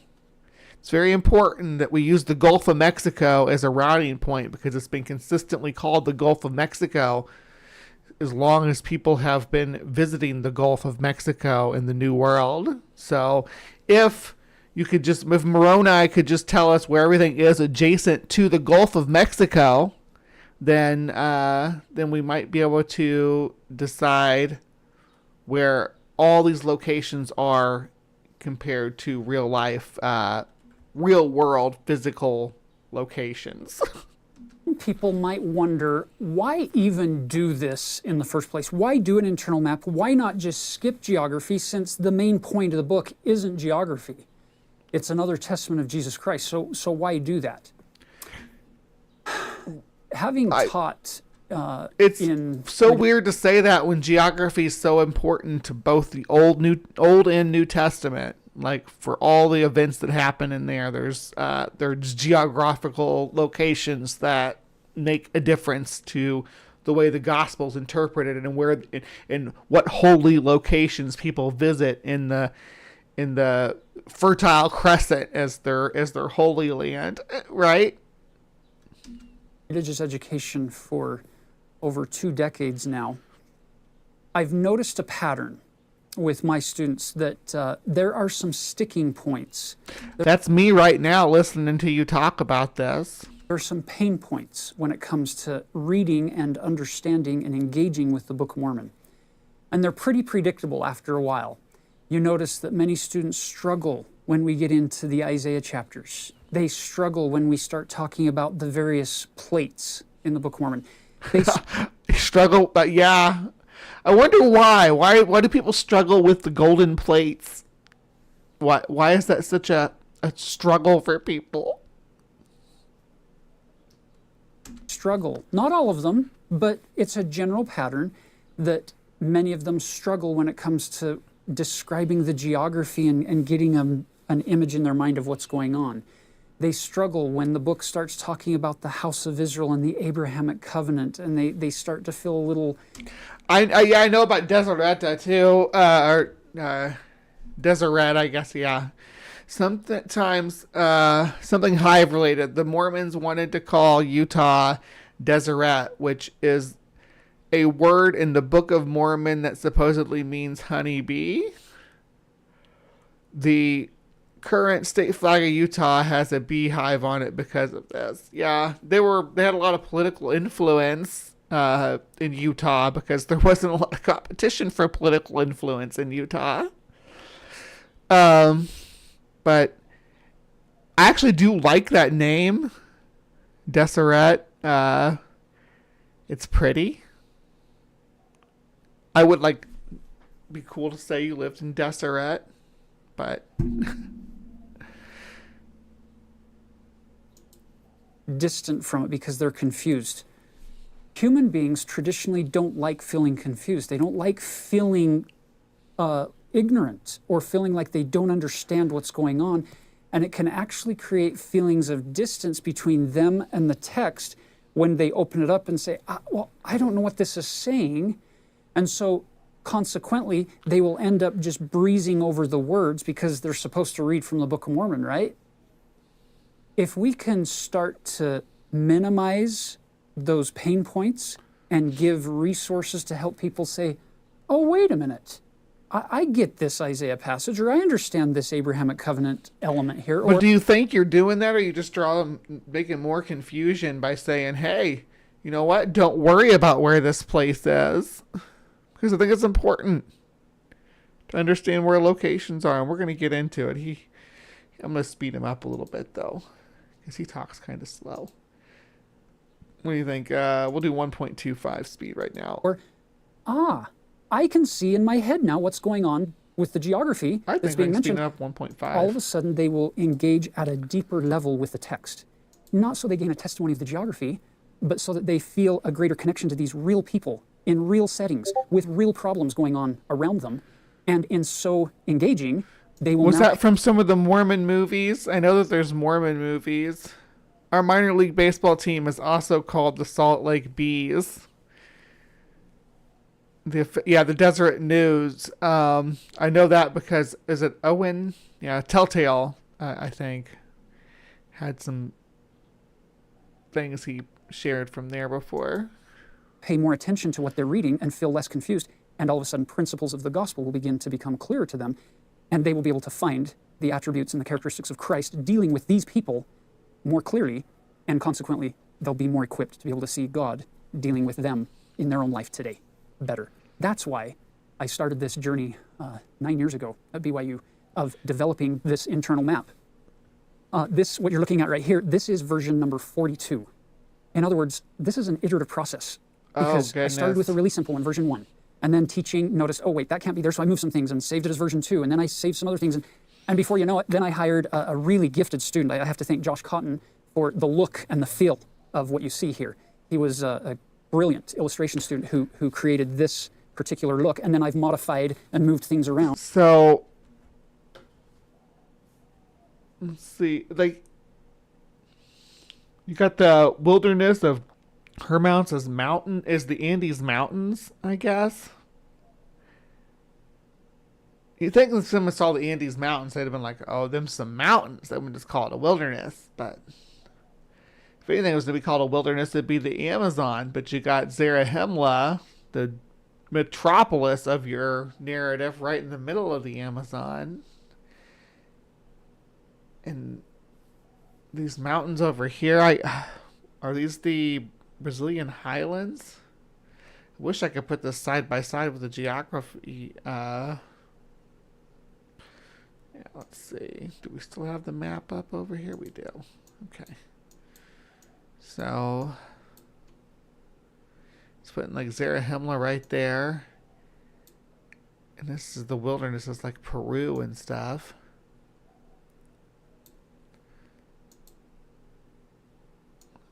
Bring this over here.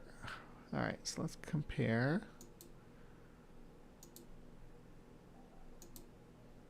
That'd have to be the Brazilian highlands, right? That would have to be. I would think.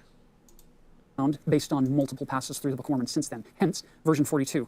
Implication is, I'm already working on version 43 because as you keep going through, you realize, ooh, I need to move this a little bit over here to make a little better sense for this particular story that I had overlooked before regarding that particular geographic reference. One other thing, and then we're diving in. When you read a story like The Chronicles of Narnia or J.R.R. Tolkien's series of The Lord of the Rings. Another Lord of the Rings drop. I was all about that. The trilogy. You'll notice that for these authors, Tolkien and Lewis, Number 42. Oh my gosh, you're right. Number 42 is very Hitchhiker's Guide. So, that should be the final one then. That's the meaning of the universe. either in the front or the back of the book, they have maps. They have a big general map of all the land, and then they'll give you some more detailed maps sometimes, zoomed in. That's what we're going to try to do here. Same thing with Narnia. Sometimes it's a beautiful colored map at the back, and sometimes it's a simple map at the beginning to give you the labels. The point isn't the map. The point is to give you an anchor point in your mind to connect the different parts of the story so that you can go on a journey. The point is the map. I love the maps in these books. The internal map is supposed to be accurate to the story, except for if it's specifically supposed to be an in-story map. Like this is the map that... Good example, good comparison for Tolkien here. The map in The Hobbit is actually supposed to be the physical map that Gandalf and Thorin used to navigate to the Lonely Mountain with the riddles to open up the gate and everything. It's supposed to be that actual map. That's why east is north on that map, because that's the way dwarf maps were set up, you know. But the maps in Lord of the Rings and the Silmarillion are supposed to be physical maps of the world as it actually appeared. I love maps. You all know that. Journey on a quest with these characters, and it makes it so that you can visualize the story better. In this case, this is fiction. In the case of the Book of Mormon, it's nonfiction. These are real people. These are real locations. And the day will come when God will reveal to us exactly where all of these locations are. But until that day comes, we're sticking with the prophets of God who say, don't fight, don't contend over differences of opinion on external geography models. We're going to stick with the internal version and stay geography neutral, but try to at least draw some attention to the relational distances and differences between these different elements in hopes that you'll be able to have a better experience in your journey. Yeah, that's what I would have probably done too had I been in a Mormon church. I probably would have spent a lot of time looking at the maps in the book. I'm sure I would have. Through this book. So as we get ready to actually dive into some scriptures in the Book of Mormon that talk about the geographical relationships, I need to make this really clear. My job is not to attack anybody's external geographical study of where the book might have taken place. That's not what I'm trying to do. There are people who believe with all their mind and all their heart that the book took place in North America. Others believe that it took place in Baja California. Others believe that it took place in one of 8 kind of general classifications in Mesoamerica. Others believe it took place in South America. And my job is not to point out flaws or problems or issues with the Baja California one's kind of interesting. Any of those models. I'm simply trying to stay in the book, and by default, the idea here is that this is an internal map that shouldn't look like anywhere on the planet. Some have looked at it and said, hey, that looks like South America, this shape here. If that's the case, that was totally unintentional, and you'll see why it's shaped that way based on our first block that we're going to read in Nameless 22. But the point is, you should be able to take this model. It's intended to be elastic or flexible. If you want, you can twist it onto its side or turn it onto this other side or pull it here or compress it here or push it in here and stretch it out there to fit whatever external geographical model you prefer. That's the intent of an internal map. Just make sure you keep some of these critical relational distances and comparisons between different features intact as you do your skewing and twisting and pulling it to fit whatever geographic model you prefer. So as we have been... What is the Hill of Shem? Oh, goodness. Going through the Come Follow Me curriculum this year, you've noticed we've been using this map on occasion, but now we're coming to sections of the Book of Mormon where there's a lot of movement and a lot of migration and a lot happening with these people, and rather than having that be confusing... Bro up in here and saying he didn't intentionally make this look like South America down here. Even though it's missing the Gulf of Mexico. Using That's the reason we're doing this special video, is to kind of orient you and give you more of a lay of the land, so the geography doesn't become a distraction, and it doesn't become an arguing point or a point of contention for us against anybody's external model, but simply to say, look, here is kind of what's happening in this particular chapter or this particular story as we move forward in that Come Follow Me curriculum. So initially, let me just orient you on the overall map. Up north is the land northward. It's where the Jaredite story predominantly takes place. And ironically, this story covers a much longer period of time, as well as way bigger populations than you get with the Nephites, Lamanites, and Mulekites later on in the timeline. However, you'll notice we don't have very many cities listed, we don't have very many geographical features, and it's kind of cloudy and unknown up north because Mormon didn't choose to give us very much detail. Very little geographic detail up north. You'll Is that north, like North America? Where you have to give us some kind of, I mean, calling it cloudy. Yeah, get on with it. The land southward is divided into two areas. You have the land of Zarahemla to the north, the land of Nephi to the south, and the land of the first inheritance to the west in the south. This is where the vast majority of the Book of Mormon takes divided into two areas, describes three areas. Place, is in the land southward, and you'll notice most of our geographical references come from the land of Zarahemla. That would just make sense because it's coming from Mormon, who is the captain of the Nephite armies, starting at age 15 in his 16th year, it's 15 years old, until the last battle. So for all those years, he's doing all of this movement, and then the southern parts of the land northward.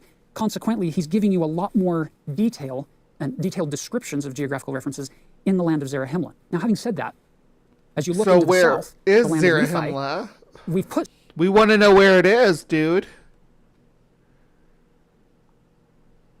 Cities here. But the reality is Mormon doesn't tell us this city is 1 day journey east of this city or 3 days journey north of that.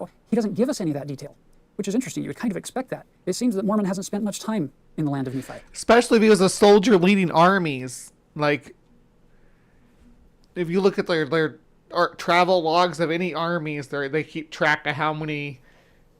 I mean, some of our measurements of time are even, I know we don't use it a lot now, but like a fortnight is 2 weeks.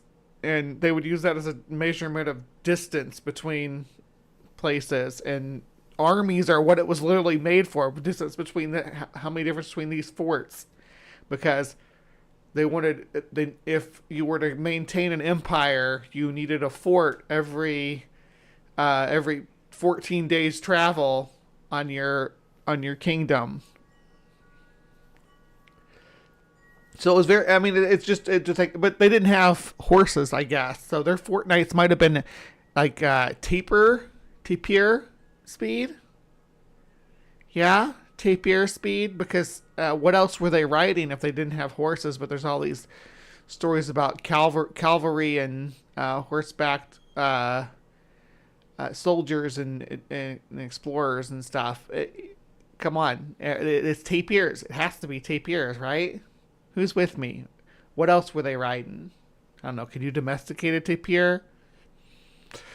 I think if they were in South America, they could have domesticated terror birds. That would have been badass, riding around on terror birds. They wouldn't have been mistaken for horses, though, that's for sure. So what could have been a horse down there? So he knows, he's read off of the records that he has about these different places mentioned, but he's not giving us the geographical relationships. So be very careful making any judgments on our particular location of the cities in the land of Nephi, because it's a whole bunch of guesswork. I'm here to make judgments because this is the kind of the nature of my show here. I look at the claims that you're making about the structure of the world and say, nah, that's not right. That can't be right scientifically. Whereas when you come into the land of Zarahemla, he's a lot more detailed. And so we're a little more certain on the relational placement of those particular things. Now, let's dive in. So we've already covered a lot of stories this year in Come Follow Me. And let's dive in, and immediately Ember brings up the wooden submarines. Let's take a look at where we've been so far and where we're going in the future. So we began in the New World with the entrance in the land of the first inheritance, back in the end of 1st Nephi. Then you got the great split of the Nephites and Lamanites in chapter 5 of 2nd Nephi, where Nephi tells us he traveled many days' journey into the wilderness with all those who would follow him. And after many days, they founded a place, and they called it the city of Nephi and the land of Nephi. So So the Nephites are going to be here in this city and land of Nephi and Shilom and this region. It's so weird that no matter what, if you're landing on the west coast of the Americas, which seems to be the claim here, you get a hell of a journey. Again, you're going around like 3/5 of the planet to get anywhere, to get even remotely close to North America or South America. It's even further for South America, which seems to be what the map implies. About 400 years until the Lamanite aggressions and wars become so bad that in about 200 BC, the Lord inspires King Mosiah, Benjamin's father, to leave the land of Nephi and travel northward. And the distance between Nephi and Zarahemla, based on other stories that we've covered in the Book of Mormon so far, like Limhi and Alma after Abinadi's story, tells us that it's about a 21-day or a 3-week journey to get from Nephi to Zarahemla. So that kind of gives you an idea of the distance and the spread. We also on foot. So looks like Zarahemla is in the heart of the Amazon. And that this implies that the Amazon River is the River Sidon. Which, okay, whatever, but it's going to take more than 3 weeks or 21 days to get through even a fraction of the Amazon. also get some clues about this land of Nephi where they first settled, in that when King Limhi's people escaped, the Lamanite soldiers who followed them northward into the wilderness, after a day, they get lost in the wilderness and they're so confused, they can't follow Limhi's group, and they also can't figure out how to get back home to Nephi, to the land of Nephi, city of Nephi rather. So the land had to be such that they were totally disoriented, and they wandered for many days until they found Amulon. So that just kind of gives you the lay of the land in the south part. So the majority of the rest of the Book of Mormon story is going to take place here in the land of Zarahemla, including that long section at the end of Alma that we're going to cover later on about the war chapters. Now let me give you some examples of where this geographical reference point, this internal map, can help us make a little better sense of those war chapters. If you turn to Alma chapter 22, verse 27, all the way over to 35, happens to be the single most densely packed in section of the entire Book of Mormon regarding geography. It's where Mormon, the abridger, pauses in his story, where he's been telling the story of Lamoni, and now in chapter 22, King Lamoni's father, and that... He's like, it's almost like the author got to this point in the story, he's like, oh shit, I gotta reconcile all these locations now. Let me see. that king over all the Lamanite lands becoming converted, and he pauses to now describe some of these geographical features. So you'll notice in verse 27, where we pick this up, the king is going to send this proclamation throughout all of his land. So keep in mind, this is the land of Nephi, where the Lamanites live. Notice how he describes it here. He sent this proclamation throughout all the land amongst all his people who were in all his land, who were in all the regions round about, which was bordering even to the sea on the east and on the west. So you'll notice the land of Nephi needs to stretch from the sea on the east to the sea to the west, coast to coast. And look at its northern border. It says it was divided from the land of Zarahemla by a narrow strip of wilderness which ran from the sea east even to the sea west and roundabout on the borders of the sea. And I'm going to tell you right now that this is a problem with Tolkien's maps too, but at least he's like appeals to magic to explain it. But mountains don't meet at like squared angles like this, right? Of course, they keep putting mountains anywhere it says there's wilderness, which is kind of weird because I don't think a wilderness necessarily is mountains. Wilderness can be mostly, I think, a forest land when I think of wilderness, but just anything that's not been cultivated is wilderness. So it can be desert. Like he said that earlier in the video, though, so I don't know why they keep putting mountains in that place. Sure. You'll notice that this little narrow strip of wilderness, it needs to run all the way from sea to sea. Whatever that wilderness is, whether it's a mountain range, whether it's a desert, a swamp, a jungle, whatever the wilderness is, it's got to go from sea to sea, separating these two lands. Okay. Notice also that it runs through the borders of Manti by the head of the river Sidon, running from the east towards the west, and thus were the Lamanites and the Nephites divided. So you'll notice Manti is always listed somewhere near that narrow strip, that dividing point. It's one of the entry points between the land of Nephi. So I guess my question is, at this point, why don't any of these Hebrew names like Noah, why don't they stick around? Helam, Aaron? Why are these place names no longer what stopped them from being used? I guess I don't know. In the land of Zarahemla. And it's always listed, Manti always seems to be associated with the head of the River Sidon. Now, a quick word about the River Sidon. It says there at the bottom of verse 27, through the borders of Manti by the head of the River Sidon, running from the east towards the west. You could interpret the word head of the river as a confluence. In antiquity, they would do that. They would see a confluence as a head of the river, or a branching point of a river, like in the book of Genesis, after the creation, the river that came forth, and it formed a head that went into 4 different directions. So it can be a spreading out point, or it can be a beginning point, or it can be a confluence point. However you want to interpret that, totally fine. We have chosen on... It's like just fill in the blank. This is like Mad Libs geography, you guys. Just fill in the blank with however you want to be. This particular map to depict the head of the river being the beginning point of the river flowing from the east towards the west in the region of Manti near the narrow strip of wilderness. From the east to the west. Again, you're seeing lots of judgment calls have to be made as you're doing this, and that's all they are. They're not absolute truths. They're judgment. Your map doesn't show it going from the east to the west, dude. Unless you think that rivers are fed by the sea into the land, which would be really weird. He did say that, right? I didn't mishear him. The narrow strip of wilderness, based on this. Again, you're seeing lots of judgment calls have to be made as you're doing this, and that's all they are. They're not absolute truths. They're judgment calls. Look at verse 28. Now the more idle part of the Lamanites lived in the wilderness and dwelled in tents, and they spread through the wilderness on the west in the land of Nephi, over here, yea, and also on the west in the land of Zarahemla. So there's a wilderness on the west in Nephi and a wilderness on the west in Zarahemla. Notice also that it spreads in the borders by the seashore and on the west of the land of Nephi. Did I go back far enough? As you're doing this, and that's all they are. They're not based on... Totally fine. We have chosen on this particular map to depict the head of the river being the beginning point of the river flowing from the east towards the west in the region of Manti near the narrow strip of wilderness. Beginning point of the river flowing from the east towards the west. Where? To depict the head of the river being the beginning point of the river flowing from the east towards the west. Your river flows from the west to the east. Am I losing my mind here? Like, he even has it labeled West Sea, East Sea, and the river flows. It flows north for quite a bit, and there is some places where it goes west, or more, I would say more northwest. But inevitably, it flows into the Sea of the East. Am I losing my mind here? West in the region of Manti near the narrow strip of wilderness, based on this. Again, you're seeing lots of judgment calls have to be made as you're doing this, and that's all they are. They're not absolute truths. They're judgment calls. Look at verse 28. Now the more idle part of the Lamanites lived in the wilderness and dwelled in tents, and they spread through the wilderness on the west in the land of Nephi, over here, yea, and also on the west in the land of Zarahemla. So there's a wilderness on the west in Nephi and a wilderness on the west in Zarahemla.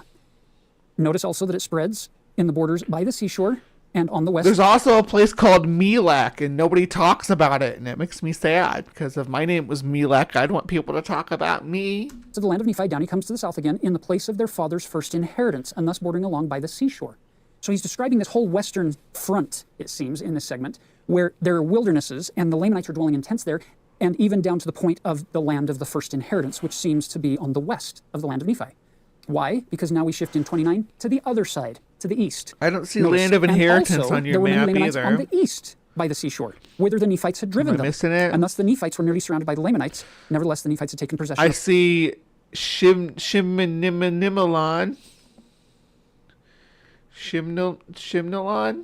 All the northern parts of the land.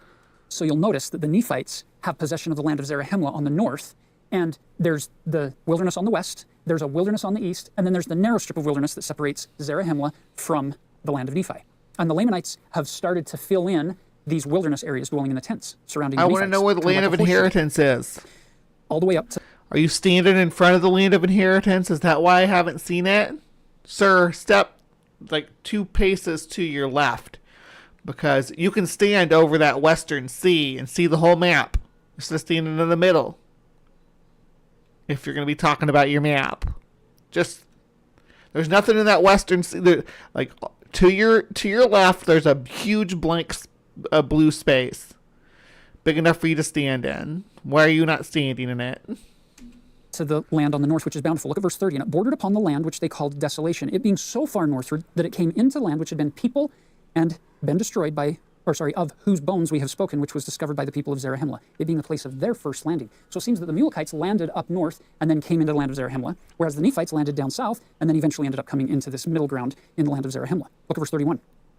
The Mulekites came from there up into the south wilderness. You'll notice we're coming from the land northward up into the south wilderness. Again, not looking at up and down being north and south orientation on a map, because they're not doing that like we do. They're looking at the lay of the land, and they're going up into the land of Zarahemla here. So picking it back up in verse 31, and they came from there up into the south wilderness. Thus the land on the northward was called desolation. The land on the southward was called bountiful, it being the wilderness, which is filled with all manner of wild animals and other things. Look at verse 32. Now it was only the distance of a day and a half's journey for a Nephite. Desolation is a city and a region. And the city of desolation doesn't appear to be in the region of desolation. Well, maybe it is. On the line bountiful and the land of desolation from the east to the west sea. Now we have to pause here for a minute because there are a variety of ways you can interpret that passage. And I'm not sure which one is the actual accurate way. So the way I've chosen to interpret it here is if you were to draw a line between bountiful, the city, and desolation, the city, you've got a line that's going north-south. And from anywhere on that line, it would take a Nephite a day and a half to go from the east. You'll notice he didn't say from the east sea. It's from the line bountiful desolation on the east out to the west sea. So anywhere from here out to the west sea, it's going to take a Nephite about a day and a half to make that journey, which means the whole land doesn't have to be a day and a half's journey from the east coast. Well, then your scale doesn't match up with what you talked about down here being a 21-day journey. That's 3 weeks compared to a day. A day journey on a map where that would like be like this between these two cities, based on the scale you gave earlier, these two cities would be about a week apart. 7 days. This would be 7 days. So what you just showed a second ago as being a day's journey between those two locations doesn't match up to scale. Coast to the west coast, near bountiful or desolation. Now moving on. Look at the second half of verse 32. Thus the land of Nephi and the land of Zarahemla were nearly surrounded by water.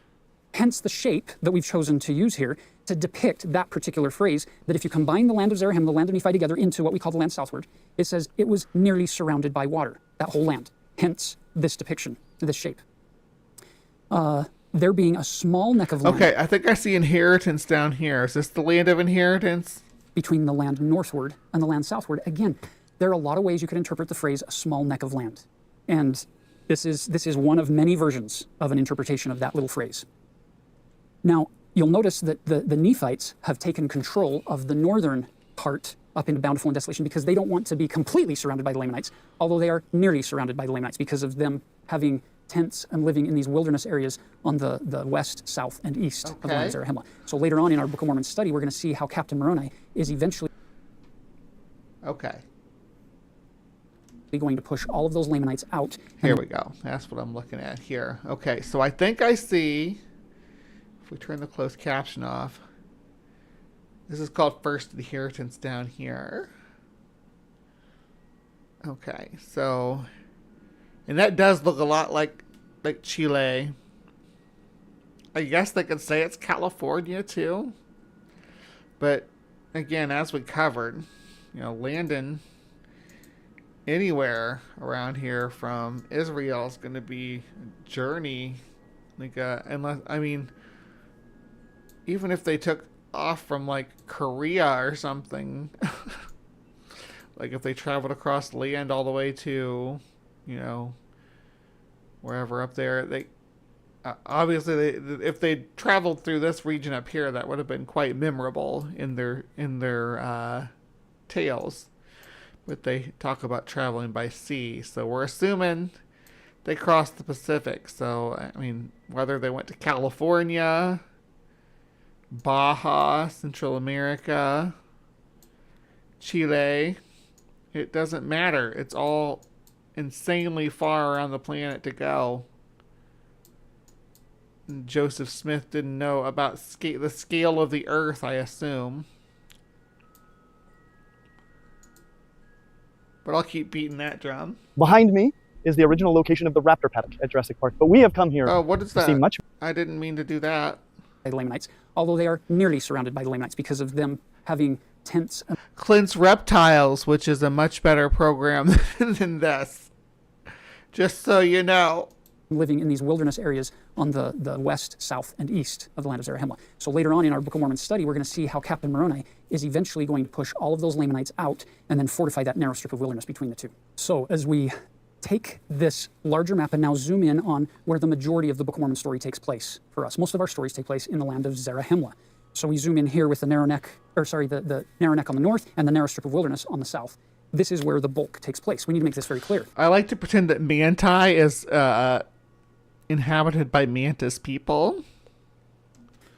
When the Book of Mormon refers to Zarahemla, you have to look carefully at what's going on around it. Is it referring to the land of Zarahemla, which is the northern part of the land southward, everything between the narrow neck and the narrow strip of wilderness? Or is it referring to the region of Zarahemla that's more in the central part of the land? Or is it referring to the capital city, also called Zarahemla? So you have land of Zarahemla, and the city of Zarahemla, and the regions around about. So that's where it can get a little confusing as you jump in here, is you have to keep straight these different terms that are being used. The other thing to notice... You could call it the Zarahemla Empire, the land of Zarahemla, and the city of Zarahemla. That might narrow it down to the, between the narrow strip of wilderness and the narrow land or whatever between the seas. Is the Book of Mormon mentions predominantly four entry points or access points between the land southward and the land northward. So the first one is over here on the east seashore. It says it's in the south, near the narrow strip of wilderness. It's called Antionum. That's where the Zoramites live. Can you see why Alma and Amulek and Zeezrom and others of his sons went on this mission to teach the Zoramites? They don't want to lose that entry point into the land into the land of Zarahemla, because it's kind of a critical military position. The next entry point that gets mentioned... I sort of wish I was a Zormite. A Zormite sounds badass. Be Bree, Queen of the Zormites. Who wants to be a Zormite with me? Post a Zormite in the side chat. I don't care what you think a Zormite is. Just whatever you think a Zormite might be, post it in the side chat. To let me know if you want to be part of my Zormite army.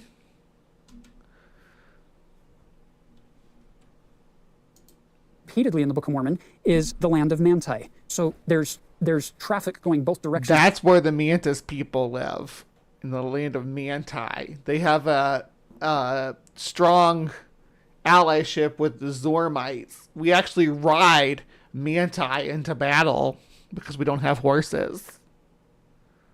It's between the two lands near Manti. The other one is over here near Antipara. You're going to get some entry points into the land of Zarahemla. Okay, John Fabiano, have a good one. At Antipara. And this one is a little more difficult. It's up north. It's on the western side.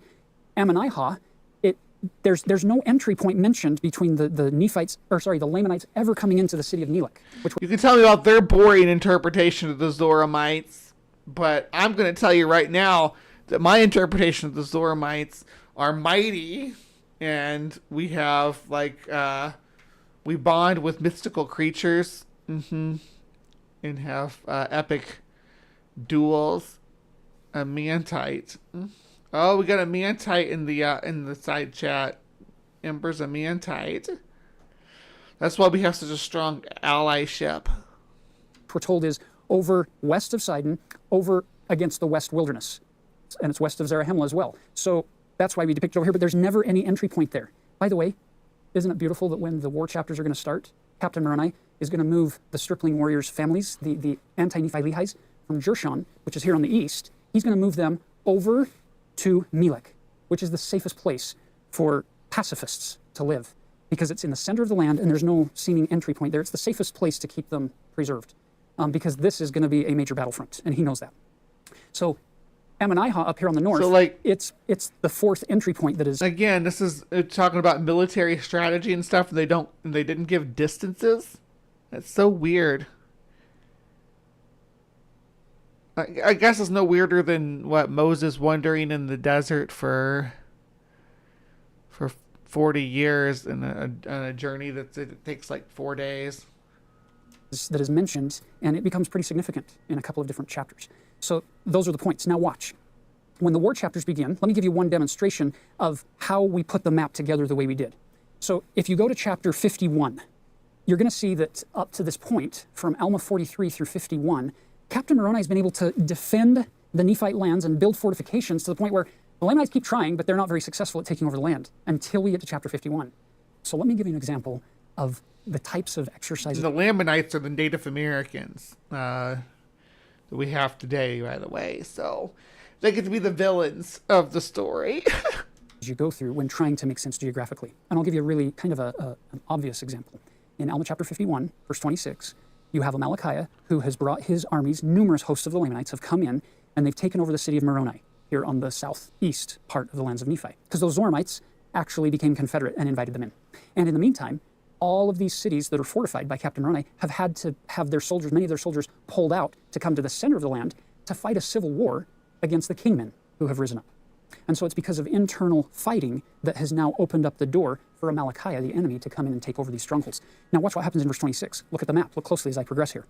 Thus he, Amalickiah, went on taking possession of many cities, the city of Nephihah, the city of Lehi, the city of Morianton, the city of Omner, and the city of Gid, and the city of Mulek, all of which were on the east borders by the seashore. So you can see why it's... Like, all these names, though, like, there's all these named cities, right, that were, apparently, like, settled by people. There would be remains of these cities, and yet nobody remembers these people. But it's supposed to be in North America somewhere. No one remembers them. There's no ruins of Israelite cities, and there's dozens of them. Look how many there are. Look at that. There's at least 20 on the screen right now, and this is just a portion of the map. So where are all these? It's like, oh, where's Lost Zarahemla? Where's Lost Zarahemla?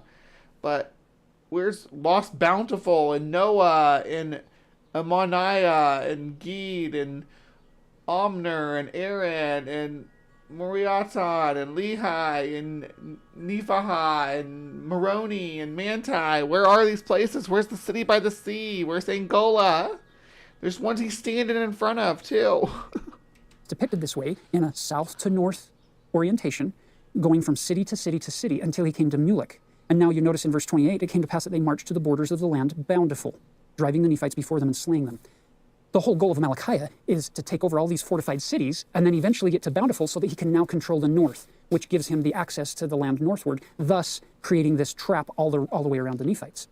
Well, it's here in this story where Captain Moroni sends Teancum and his men up here between Bountiful and Mulek to head off that attack from Amalickiah's men to prevent them from getting to Bountiful. They have an incredible battle that day, and you'll notice the wording that night they were tired. Verse 32. It was dark. I'm still looking at this, trying to figure out, coastal cities will be probably easier to find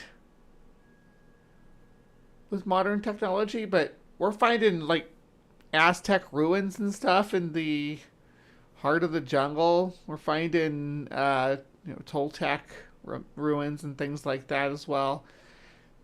You think we're going to find Zarahemla? Is Zarahemla like the G-spot in a man? Something like that, yeah? Had caused his men to pitch their tents in the borders of the land bountiful, and Amalickiah did pitch his tents in the borders on the beach by the seashore.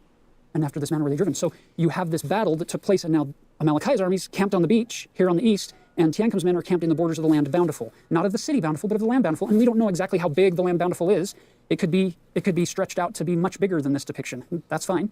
But Teancum's men are in the borders of bountiful, while Amalickiah's are on the beach. And it's that night when Teancum's going to go and kill Amalickiah. And we'll talk about that in a future Come Follow Me video when we get to it. And see, they're appropriating Mesoamerican style and architecture and art, clothes and weaponry. Just stop. It's gross. So why does any of this matter? You can see that for these very real people in this very real setting, the concern of, oh no, we just lost our entire eastern front. Not just our eastern front, but eastern strongholds and fortifications.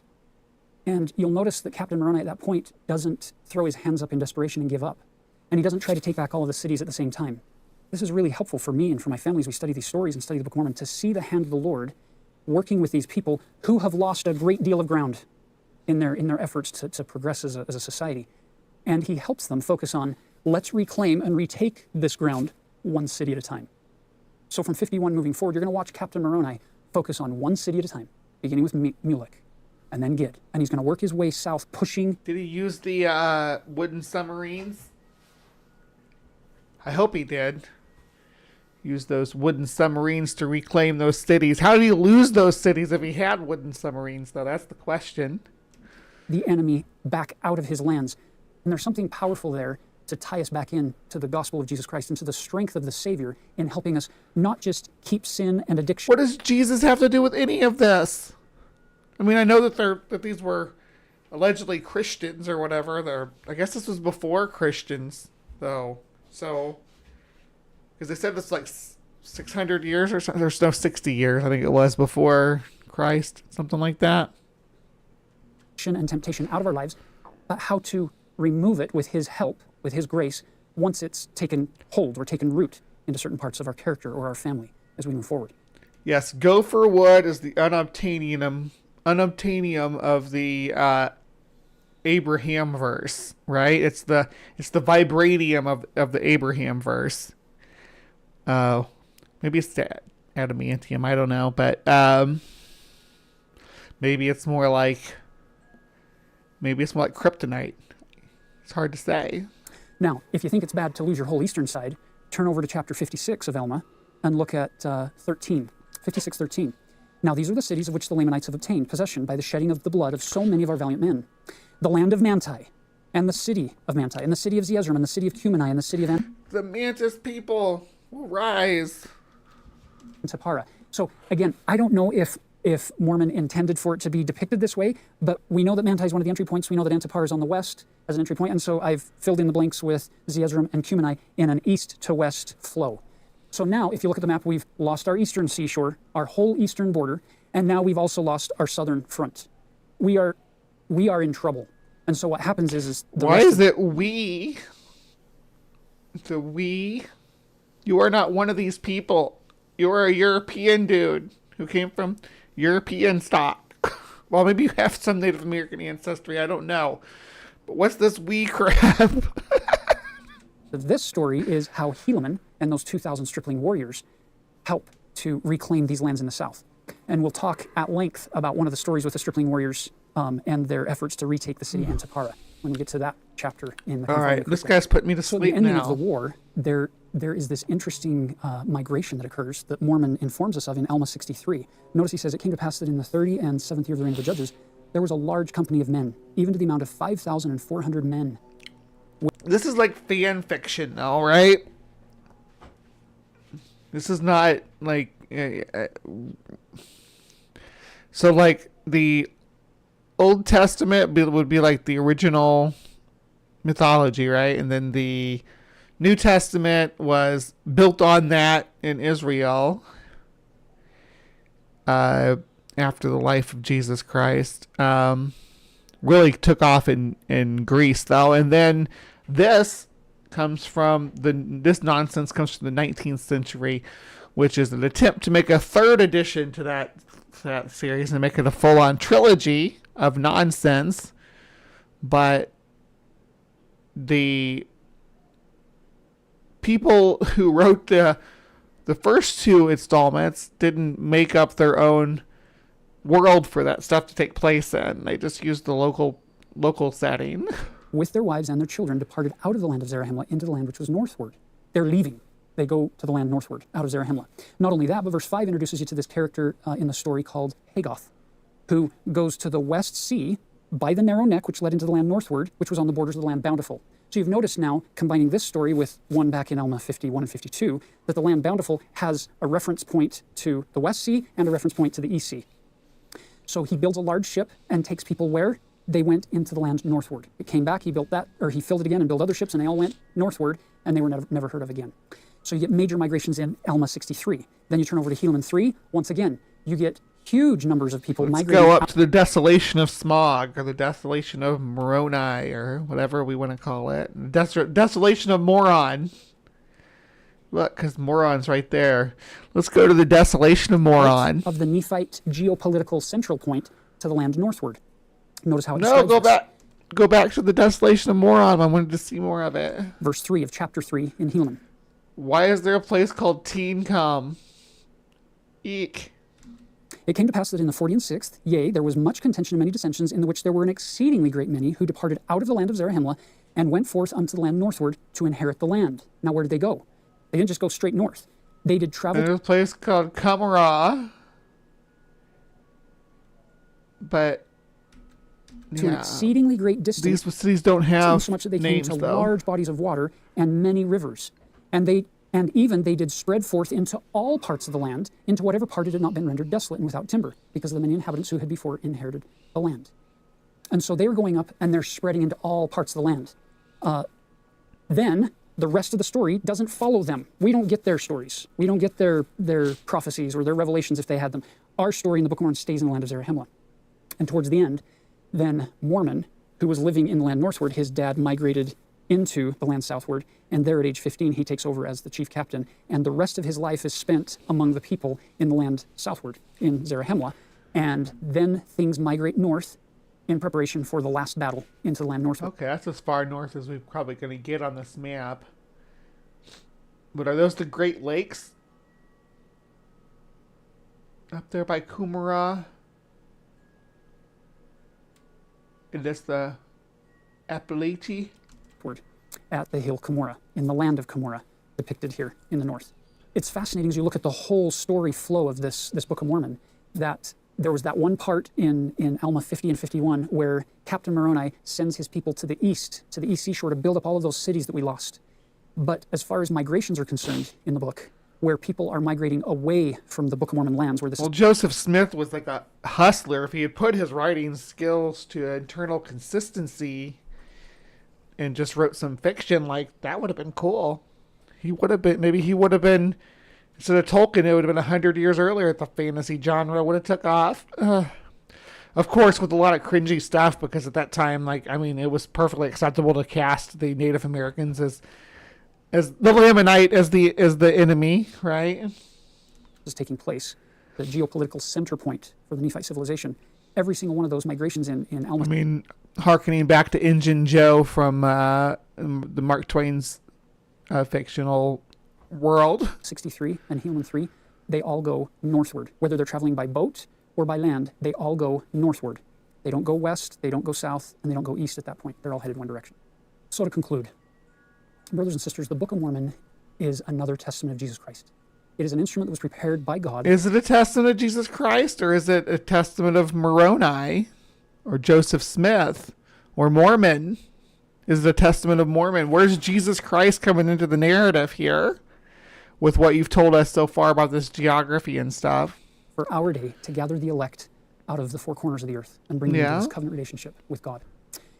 This book is so good, you could spend a lifetime exploring it through a variety of lenses or using a variety of approaches. You could explore it simply for its archaeology aspects, through its weather depictions, through its political description. What archaeological? No. Where? You didn't bring any of that or anything political or weather related. None of it. You didn't bring up any of it. Looking at DNA studies, looking at plants, animals, metals, languages, anthropological, linguistic studies, geographical You did none of studies. that. And none of that But at the end supports of the what day, you're claiming here. I don't have a testimony of any of those things because there are so many questions that remain unanswered in each of those areas. And I do have to mention here that when it comes to questions of geography or questions of archaeology or linguistics, that there's an important distinction to remember. Absence of evidence is not evidence of absence. So we don't know what the Lord will yet reveal concerning all of these different aspects of the Book of Mormon. He could have made it really simple, but he didn't in these cases. He messed it up and put a lot of European cultural stuff in the New World, including fucking horses. That's the main one that gets me, horses. He doesn't want, it seems, that he doesn't want our testimony to be based on these kinds of facts and provable features. He wants us to come unto Christ because we have faith in the Lord Jesus Christ, because we trust him, even though we don't have all the answers. And that to me is is a motivating factor for learning just enough about the geography or the linguistics or the anthropology or the archaeology to be able to better visualize, but not spend all my time focused on that element or that aspect or that lens. Because there should be Holy Lands. Who he's a ghost. Look, maybe he's the Nameless-Thing from Berkeley Square. Berkeley Square. This is like an analogy that a dear friend and colleague of mine at BYU named Mark Wright shared with me on one occasion. If we're not careful, we will spend so much time studying these side aspects of the book that he's telling you not to worry. He's like, oh, the geography doesn't match up. Don't worry about it. You know, there's these holy sites. Oh, well, we'll never know where they are. We want to appropriate Native American sites into our theology. Sure, why not? Even though they still have descendants walking the earth to this day who say, no, our ancestors built that. Nope, the Mormons are gonna say, no, we came in and built that. Yeah, that was our construction. What the actual so this was today's journey to Zarahemla, brought to you by Scripture Center. Let me actually go back here. There we are. These people. Scripture Central. They have a website too. Let's check it out.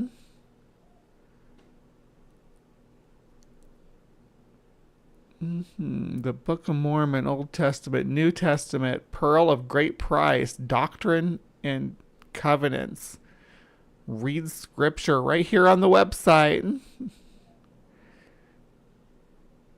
Is there anything that's going to tell me where Zarahemla is? Evidence Central.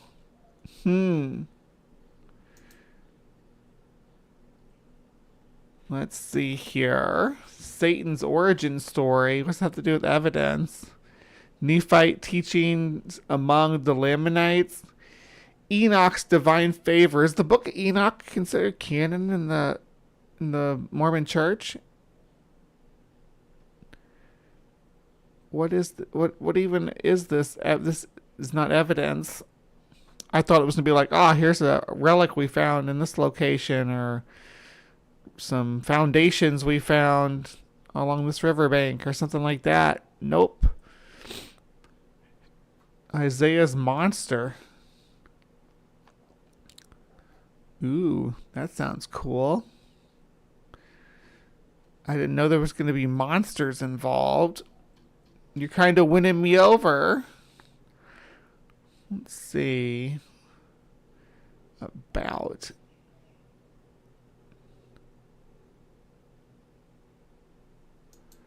Is there really the about page? Okay. About us.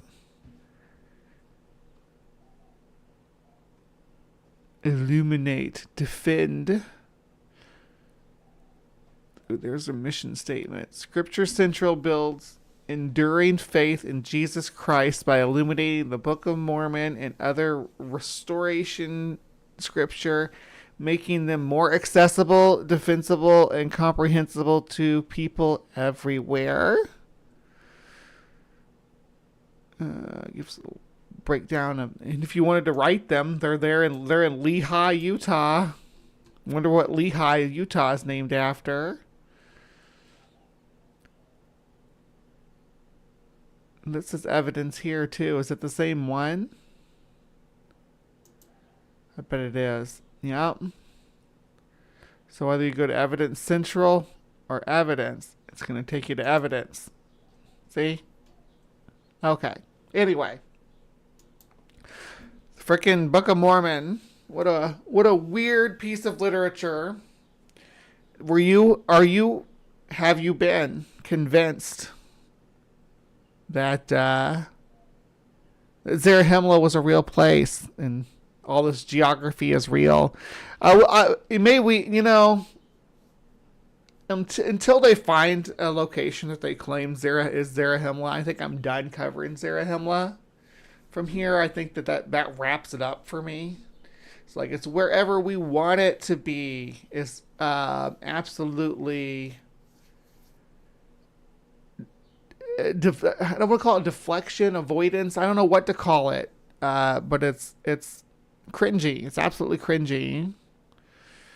Where do you even go from there, right? Where do you even what do you even say? Anyway, thank you for joining us for this Week in Weird. Come back every Saturday because we do this every Saturday morning, live from the Hive after Cryptic Corner. And I was initially spotlighting it on Wednesday nights as a standalone premiere, but I haven't been doing that lately. So there's that, but I might go back to doing that again at some point if I feel the need. Yeah, I was hoping for more taper too, more tapier. All right, so please remember to be kind. Take care, and we will see you next time. All right, live from the Hive audience. Stick around for the Space Monkeys, okay? Because there's Space Monkeys coming up, and I'm excited about it, and I think you should be excited about it too. But I got to go potty. So first thing I'm going to do is take an intermission, and I will see you guys in just a minute to talk about Space Monkeys. And I'm going to brighten it up in here too, so it'll be brighter when I come back.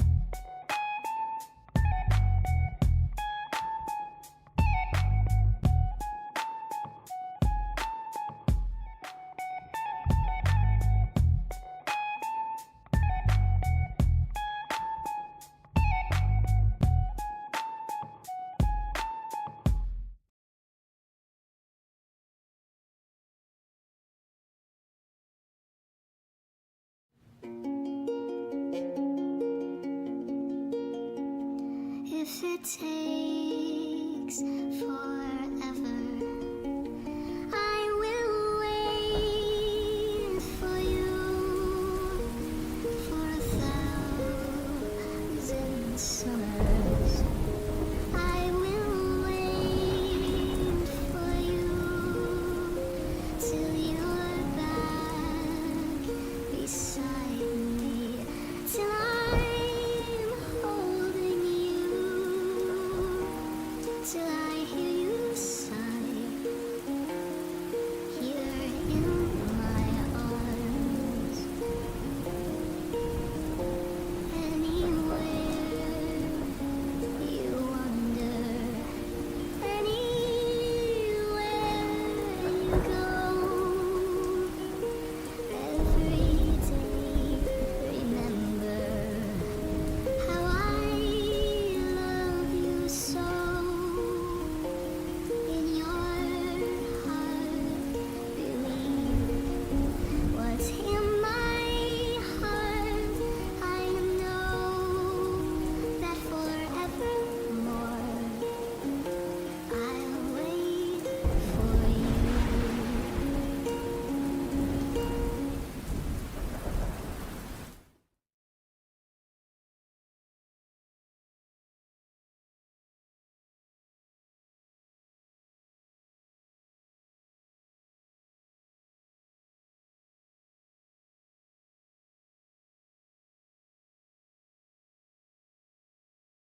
Hello, my beauties and bees. Welcome to the latest installment of Bree's Bestiary. Today, we're talking about Space Monkeys. Now, when I say Space Monkeys, I'll be very clear. I'm not talking about him. We'll cover him at some other point. I'm not talking about space chimps. I'm talking about space monkeys. Rhesus macaques specifically, not pacifically, specifically.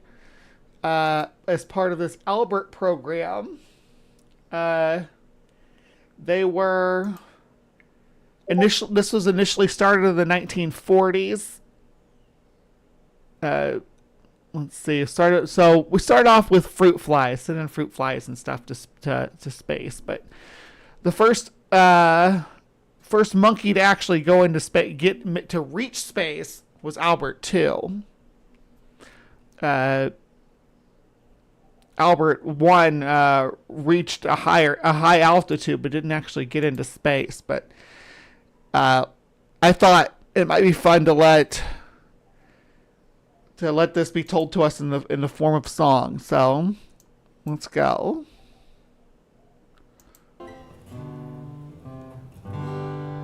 Ethical dilemmas, let's put it murky. Ethical dilemmas are hard to sing about. Some folks want to laugh and cry, and others want to shout. We have so much in this life that we are thankful for. Some that comes from sacrifice that's easy to ignore. So let us dedicate this song to one whose stories grim. So fill your cup and raise it up while we I don't have a cup. him. 'Cause here is the story of Albert the First, a sweet little space ape whose mission was cursed. It was not an ape. He rode a big rocket without a care, but sadly he died when he ran out of air. Next in the sky was Albert the Two, a smart little monkey who knew what to do. He went way, way up, but on his way back his parachute failed and he died on impact. So raise a toast to Albert. To Albert! Drink to the lives of Albert. Despite a few problems, we won't call it quits, 'cause we just love blowing monkeys to bits. Next in the sky was Albert the Third. In his sleep capsule he soared like a bird. Padded and trained and carefully loaded, reached 10,000 meters before he exploded. For Albert the Four and Albert the Five, great care was taken so each would survive. But the parachute maker didn't get smarter, finding pieces of Albert's got harder and harder.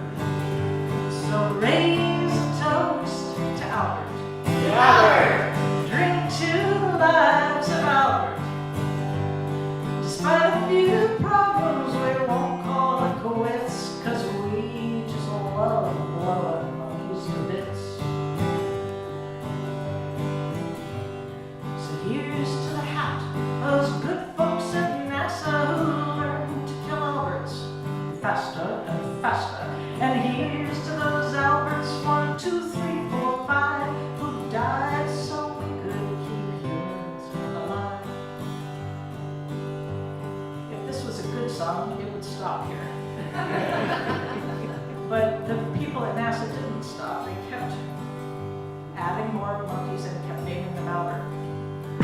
Albert the Sixth. They tried to call Yorick, but to change names at this point was deemed sophomoric. Along with 10 mice, he went straight to heaven and successfully prayed for no Albert the Seventh.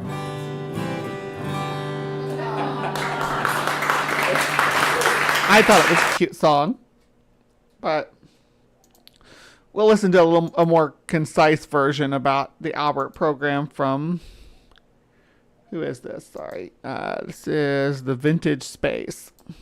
When we think about primates in space, we usually think of Ham and Enos, the two chimps NASA launched in advance of its Mercury astronauts in the early 1960s. But more than a decade before these famous chimps took flight, scientists launched rhesus monkeys on V-2 missiles. All named Albert, they were among the first casualties of the early space age.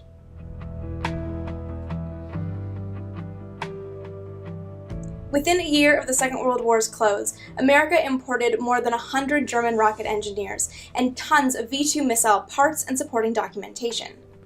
including Warner von Braun.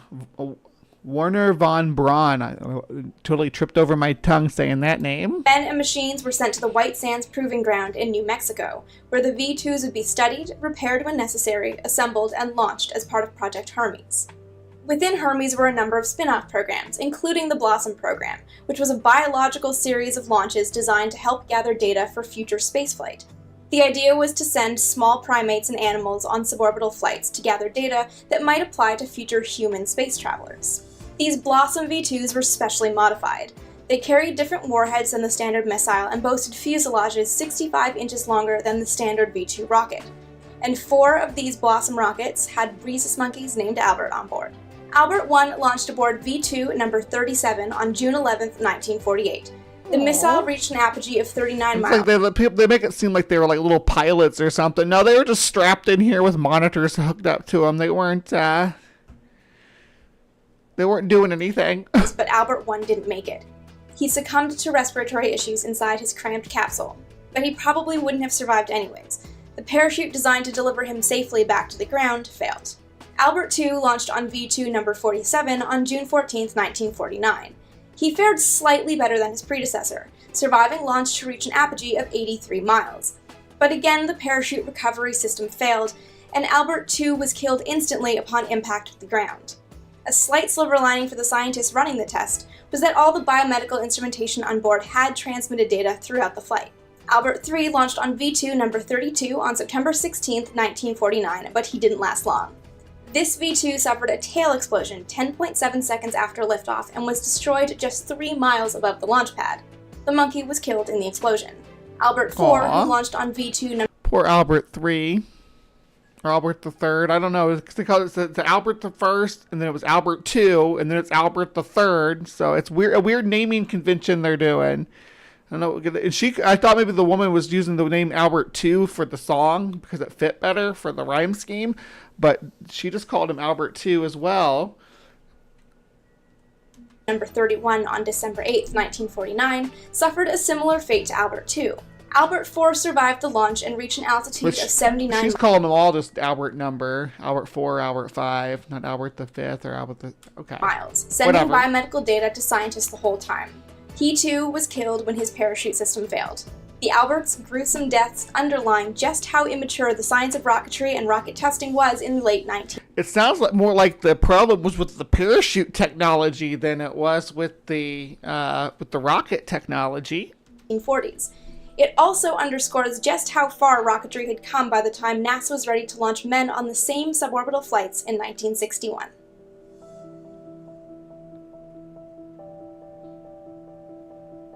Leave questions or comments below, and for weekly vintage space updates, don't forget to subscribe. Yeah, so...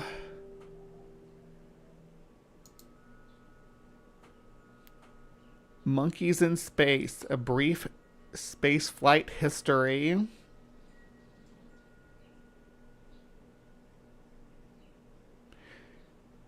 Let's see. Yeah, this was back when published back when Iran was launching monkeys into space. Back in January of 2013. Now, the U.S. was the first country to ever launch primates. Now,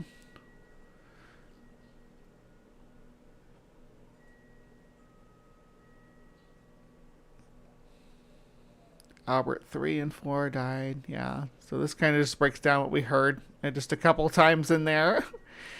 There's other space traveling animals that we can talk about, though, because as mentioned, there's Hiam, and there's also Laika, the doggy that the Russians sent into space.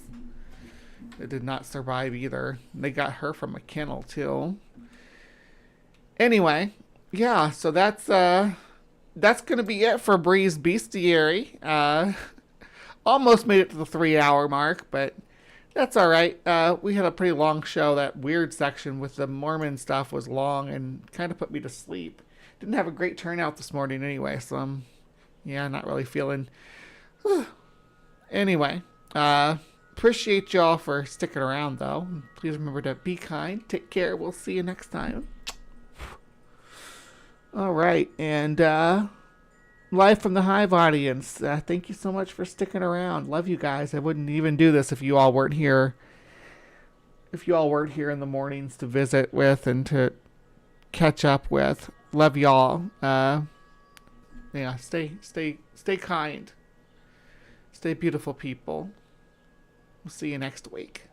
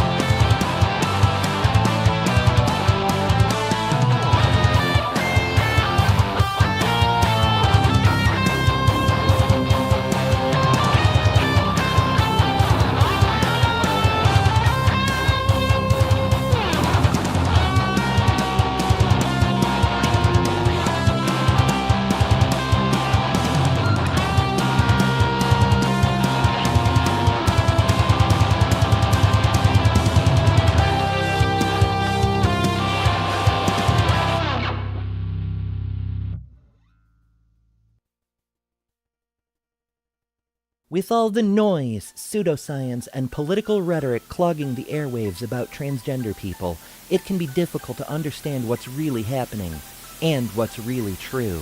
Good news, everyone! Welcome to The Transpositions, your compass in the rugged landscape of transgender issues. Here, we strive to be the beacon of authenticity, providing a platform that amplifies the voices and experiences of the transgender community.